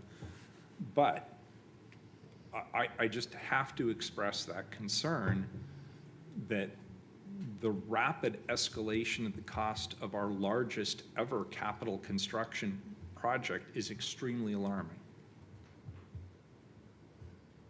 We recognize those concerns, of course, but we all have very unique roles in this whole process, and our role as a regulatory agency is to implement, and of course, we, as Andre also mentioned, we do have state revolving fund and bipartisan infrastructure law funding, but that amount compared to the price tag on this project is nothing, basically, even if we provide some level of support to the project. So.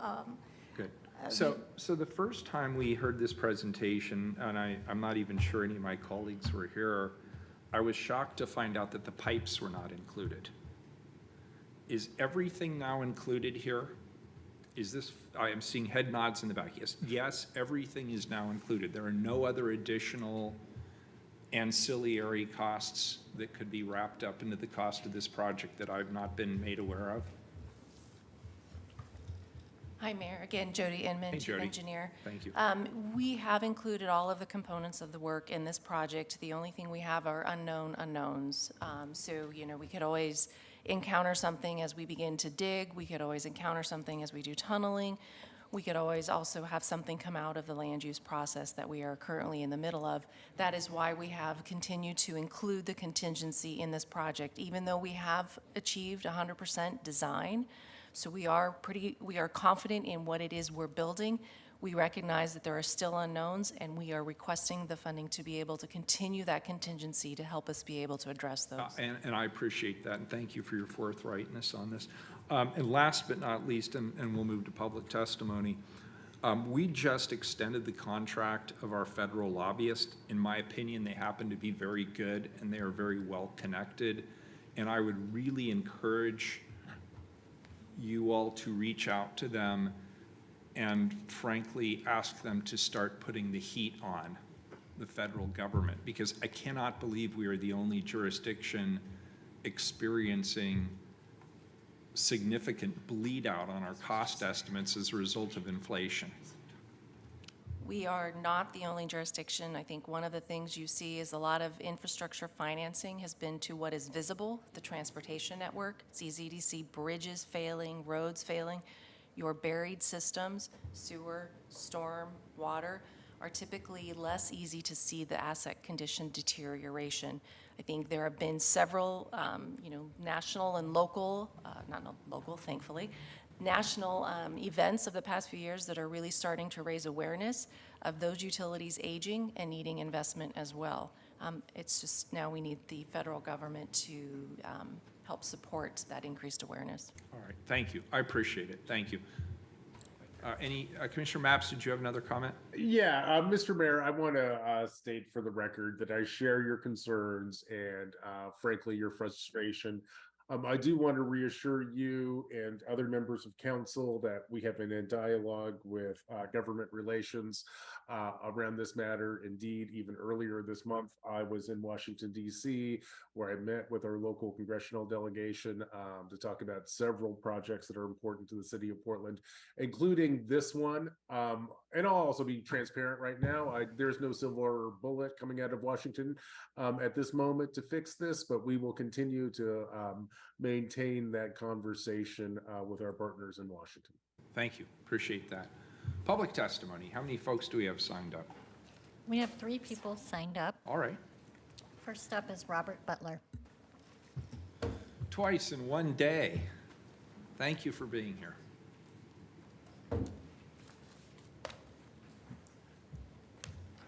Before I start, I'm going to ask for 1.5 minutes in addition to 3 minutes.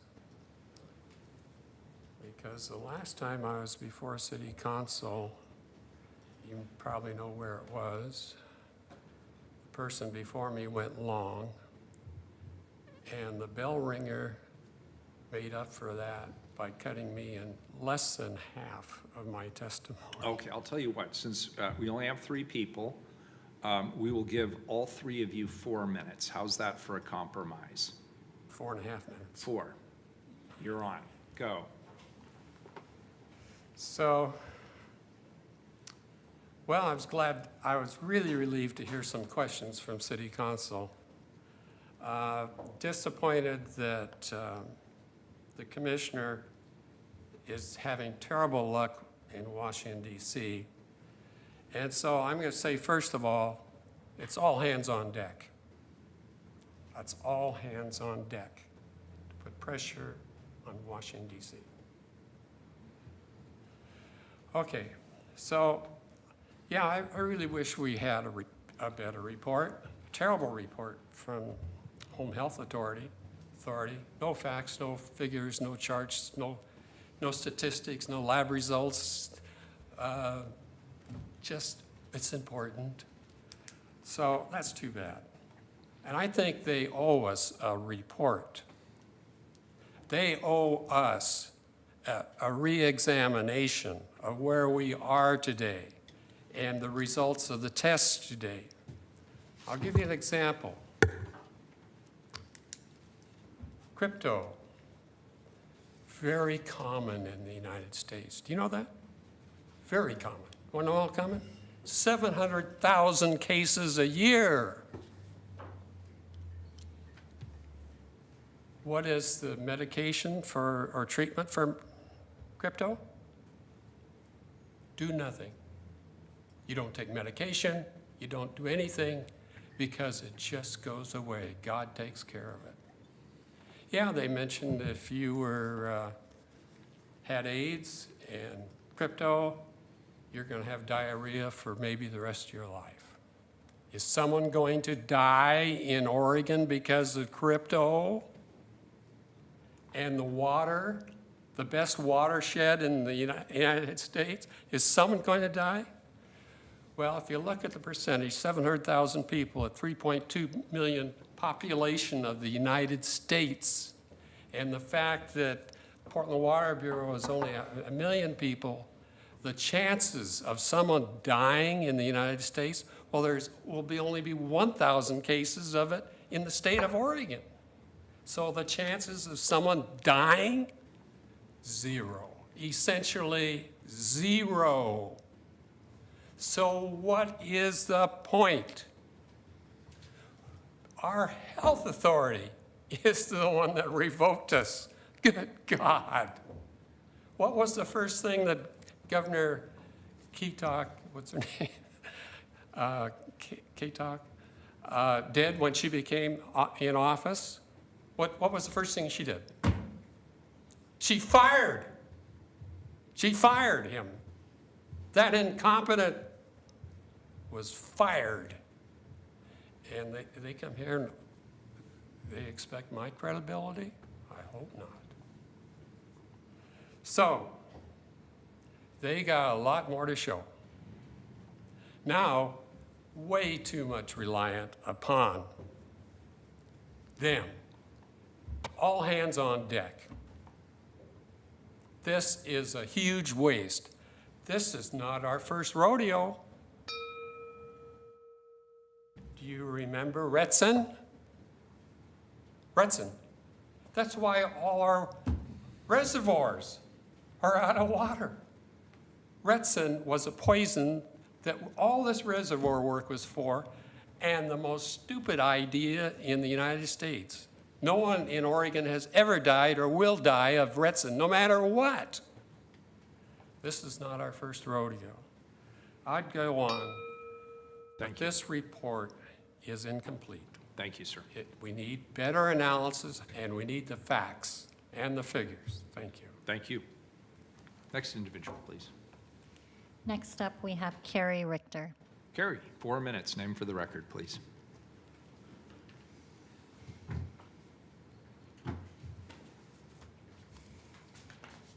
Good afternoon, Honorable Mayor and Commissioners. My name is Carrie Richter. I'm a longtime land use attorney who's representing the Cottrell CPO, the recognized Clackamas County Neighborhood Association of roughly 2,000 households and over 200 farmers and business owners whose livelihood and livability will be devastated by the Portland Water Bureau proposed improvements. What the Water Bureau failed to disclose is that the process for obtaining land use approval for this project has only just begun.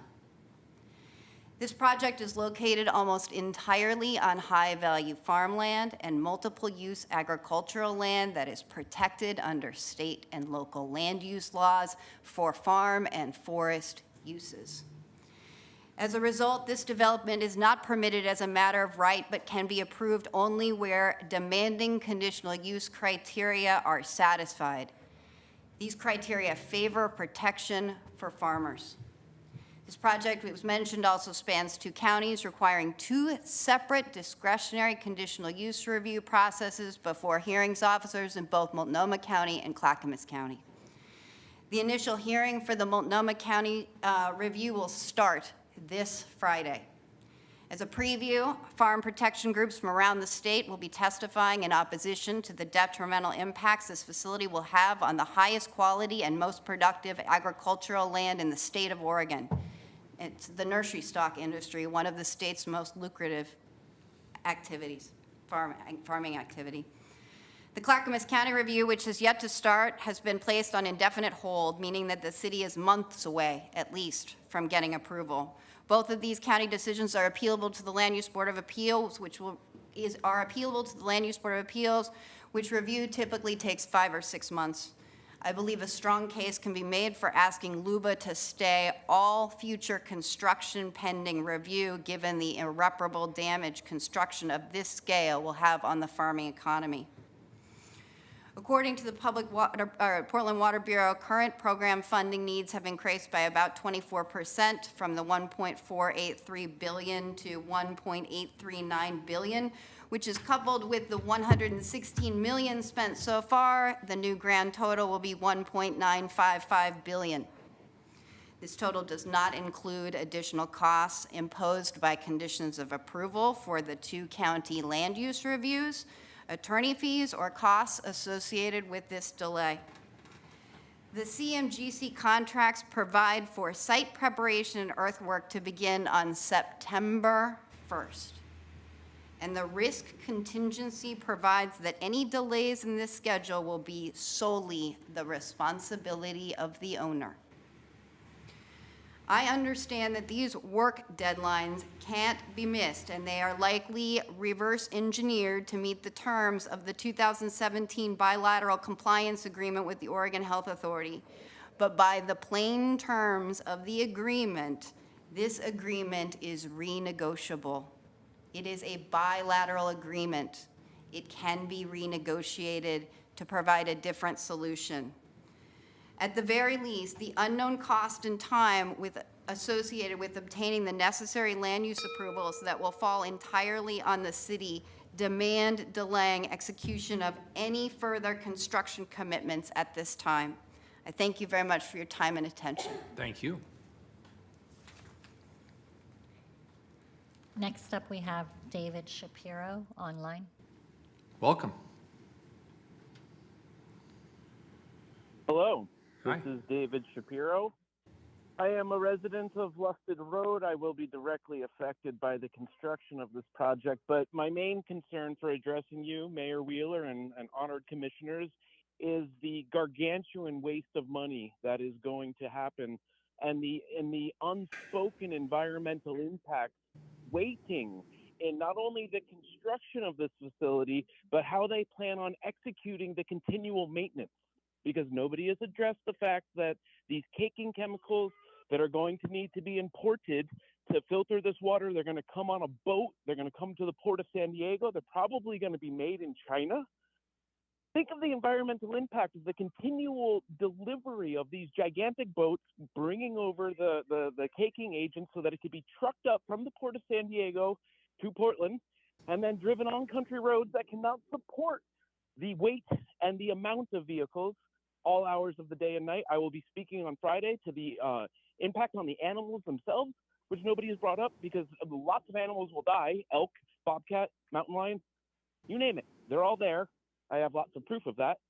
But again, I want to speak to the continual maintenance of the caking agent. And then when it is spent, it will be taken to Pendleton to a dump out there. So the environmental impacts of the continual trucking needed to maintain these contracts that they are so worried won't be fulfilled, maybe everybody does need to go back to the drawing board, refigure this thing. There's a way to build it, there's a way to do it, and it's a lot cheaper and it's a lot more environmentally efficient. And it probably is the UV. I don't know why that was thrown out in the first place. That is the end of my testimony. I thank you. Thank you. That completes testimony. All right, very good. Colleagues, any further questions on any of these 6 items at this point? Mayor, I only have one. Commissioner Gonzalez. This is back to the Water Bureau. So in looking at the 3 major contributions to cost growth, you identified, it looks like we're looking at about $351 million delta, inflation, contract using practices, and there was a third one. I just wanted to, I think your pie chart kind of told the story, but I'm just trying to get a picture like of those 3 main factors. What's the order of importance on driving on the cost changes? So Commissioner, the largest piece of the increase relates to the construction cost increase. Okay. And then we have competition, limited market availability, and we also have schedule compression, so the deadline. And then, of course, with design, now that we have design, we're finding that the cost is higher than what we had originally estimated. So those are the 4 pieces that contributed to the increase. The largest, again, being the cost increase to the cost of construction. Okay, and I make sure that we're comparing apples to apples. There was, I think, early in the presentation, there was a reference to 3 different contributions: inflation, essentially equity contracting, and there was a third one that was a little bit more conceptual. I thought that predated the pie chart, but No, those Was were there- was the it four four? Okay. factors, yeah. okay. And I guess the question is there elements of that that are discretionary at the cities? We can't control inflation, put that in its own bucket, but are there other procurement requirements that are self-imposed that are material contributors to these overall costs, as well as the increase in costs? Yeah. Commissioner Gonzalez, so thank you for your questions related to this. We do and are actively trying to figure out how to control the cost of the work. Part of the effort that we've done has been a significant amount of outreach with the contracting community. And I would say that one thing that we have noted is it really is competition across all contracting, all skilled contractors, all labor. Equity is a particularly tight equity contracting, a particularly tight component of that, but it is not limited to just that pool of contractors. So it's really difficult to say. What we really do know and do have some evidence, and I think we had it in our slide presentation, what really brings the cost of a project down is the number of bidders. So if you have multiple bidders on the project, then your costs will be lower. If you have a single bidder on a project, you're going to pay a 15 to 20% estimated premium over what your cost would be. So those are the factors that we have come to identify as part of moving into the 90 and the current estimated construction cost, is the acknowledgement that there are just not that many folks out there that can do this work. And so we're expecting to have or anticipating the potential for a limited response to some of our bid packages, which is why the work that has been put in to increase that, to find bid packages that are going to be marketable, increase the participation or component of it, have been so critical in this past year. The equity in contracting is a component of that, but we won't really know. And I think one of the key pieces of breaking the work up is it allows us, the biggest cost will be with the balance of the work, the balance of project. We will have time. Some of that work is already going out to the bidding community, so we will have time to reflect on the participation and the response we get, and then work with the contracting community, work with city procurement, work with you all to sort of have that conversation then about where we're at, where we think we can achieve, and the potential trade-offs related to that. But at this point in time, if we get we're hoping that we'll get a robust response, and that won't be a factor. Okay, I appreciate it. Thank you. Very good. Any further questions, thoughts, comments? With that, then, did you have something, Dan? Yeah. Go ahead. Sorry that I came late. Are we bundling all these together? No, we have to vote on them separately. Well, I know that part, but are the topics blended together? Sometimes the topics blend together and then we vote quickly. I'm not sure I'm following. Maybe I could ask. Yeah, Commissioner Ryan. Yeah, thank you, Commissioner Mapps. Sure, let me jump in here today.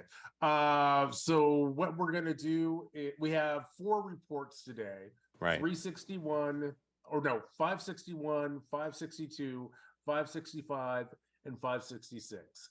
The work before us for the remainder of the day is to vote on accepting those 4 reports. And then we have 2 items that will move to second readings, 563 and 564.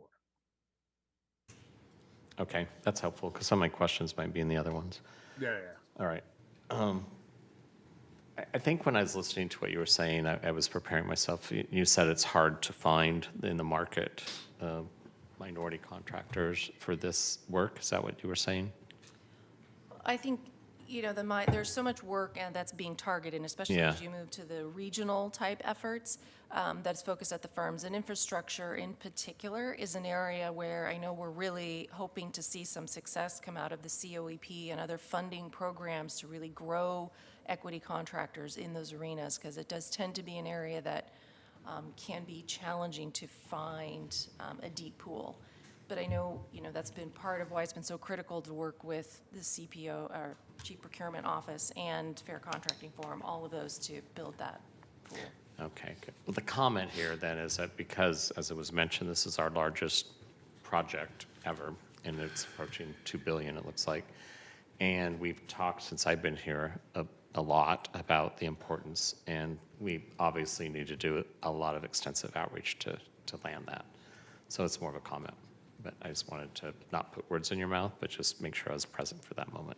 Okay. Yeah, Sorry I missed the beginning of your presentation. All the other questions I appreciate that were asked. Thanks.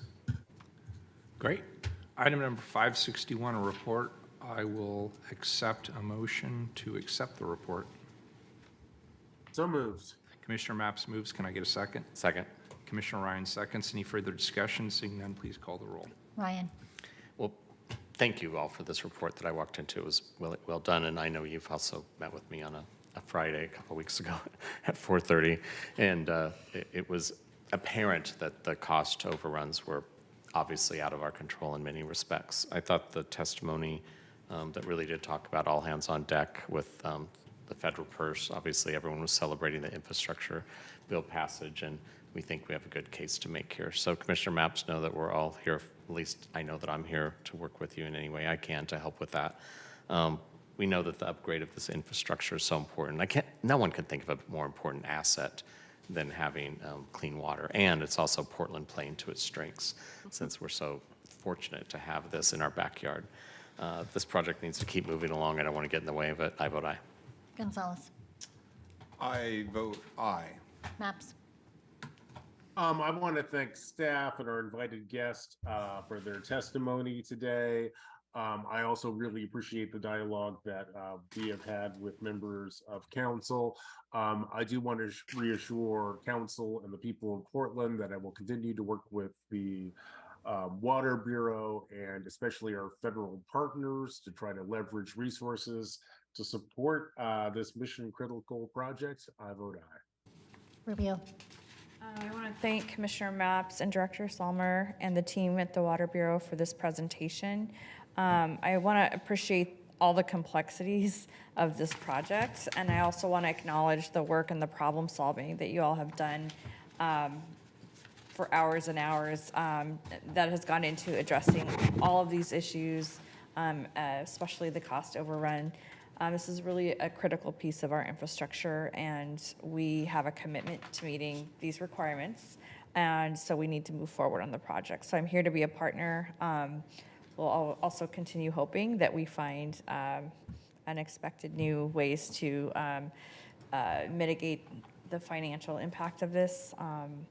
And I'm hopeful that the measures laid out today will allow the city to get started and secure contracts so that we keep our costs contained. So also just would appreciate continued updates on the progress as we continue moving forward. So with that, I vote aye. Wheeler, I vote aye. The report's accepted. Next item, please, 562, also a report. Can I get a motion to accept it? So moved. Commissioner Maps moves. Can I get a second? Second. Commissioner Ryan seconds. Any further discussion? Seeing none, please call the roll. Ryan, Aye.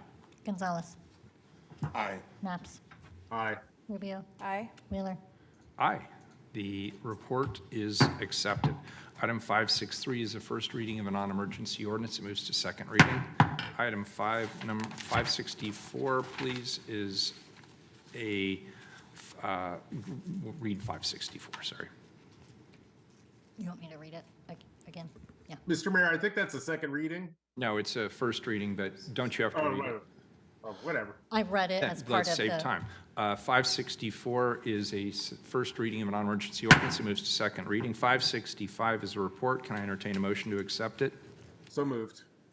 565. I have a motion from Commissioner Maps to accept 565, which is a report. Can I get a second? Second. Second from Commissioner Ryan. Any further discussion? Mayor, clarification. 565, is that?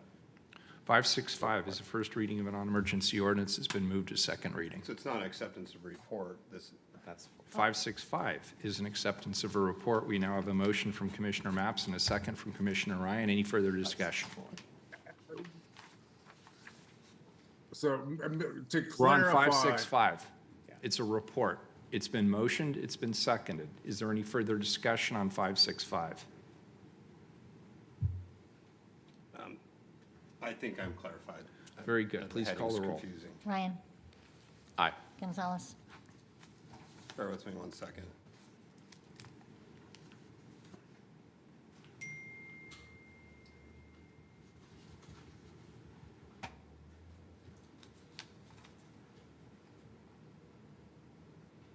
I vote aye. Maps, Aye. Rubio, Aye. Wheeler. My previous speech still stands. I won't make it again. I vote aye. The report is accepted. Last but not least, 566, also a report. Can I get a motion to accept it? So moved. Commissioner Maps moves. Can I get a second? Second. Commissioner Ryan seconds. Any further discussion? Seeing none, please call the roll. Ryan, Aye. Gonzalez, Aye. Maps, Aye. Rubio, Aye. Wheeler. Aye, the report is accepted. Please read 567. Amend Public Order and Police Code to add provisions regulating the consumption of controlled substances on public property. Colleagues, I'll be pulling this item back to my office, but first I want to share some context behind this decision. Use of illicit drugs in public spaces, especially dangerous and highly deadly substances like fentanyl, create significant public safety and public health issues in Portland. While Measure 110 has challenged the way cities across the state address drug use, I believe that the City of Portland has an obligation to do what we can to protect our community now. The 6-week walkout at the Oregon State Legislature stalled the passage of numerous bills, including House Bill 2645, which was an important bill for the City of Portland. This bill gives local law enforcement important tools to better address open drug use in our city. With the legislature stalled, the Police Bureau and I were increasingly concerned that little to no action might be possible to respond to Portland's substance abuse crisis with the urgency needed. Accordingly, this week, I plan to propose an amendment to the city code in Portland that would prohibit the consumption of a controlled substance in public spaces, hoping to address a loophole in Measure 110. This ordinance would have likely been challenged because of a arcane state statute potentially limiting the authority of local government to create laws regarding the public use of drugs. Nonetheless, I was willing to take that fight to the courts if necessary, based on the advice of legal counsel. Fortunately, in the last days of the legislative session, the legislature was able to move forward and pass House Bill 2645, which makes possession of fentanyl a misdemeanor crime across the state, punishable by a fine in excess of $6,000 or a prison term up to a year. Moreover, the legislature, given its broader authority, was able to make possession the standard, whereas at the city level, we could only make use the standard. Possession is a broader standard. In consultation with local law enforcement as well as our city attorney, we believe that HB 2645 addresses our primary concerns about the public health crisis unfolding on our streets, and it restores necessary law enforcement tools that were envisioned in the ordinance that I had proposed.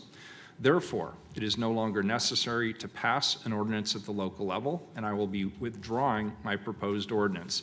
The city will instead focus on effectively implementing HB 2645. I applaud our state leadership for approving HB 2645. I expect this change will positively impact the City of Portland by expanding local law enforcement's abilities to make Portland both safer and healthier. As would have been the case with a local ordinance, enforcement of this state law will take time and patience as we work to continue restaffing the Portland Police Bureau. I'm equally committed to increasing resources and support for our partners to better connect Portlanders to much-needed treatment services.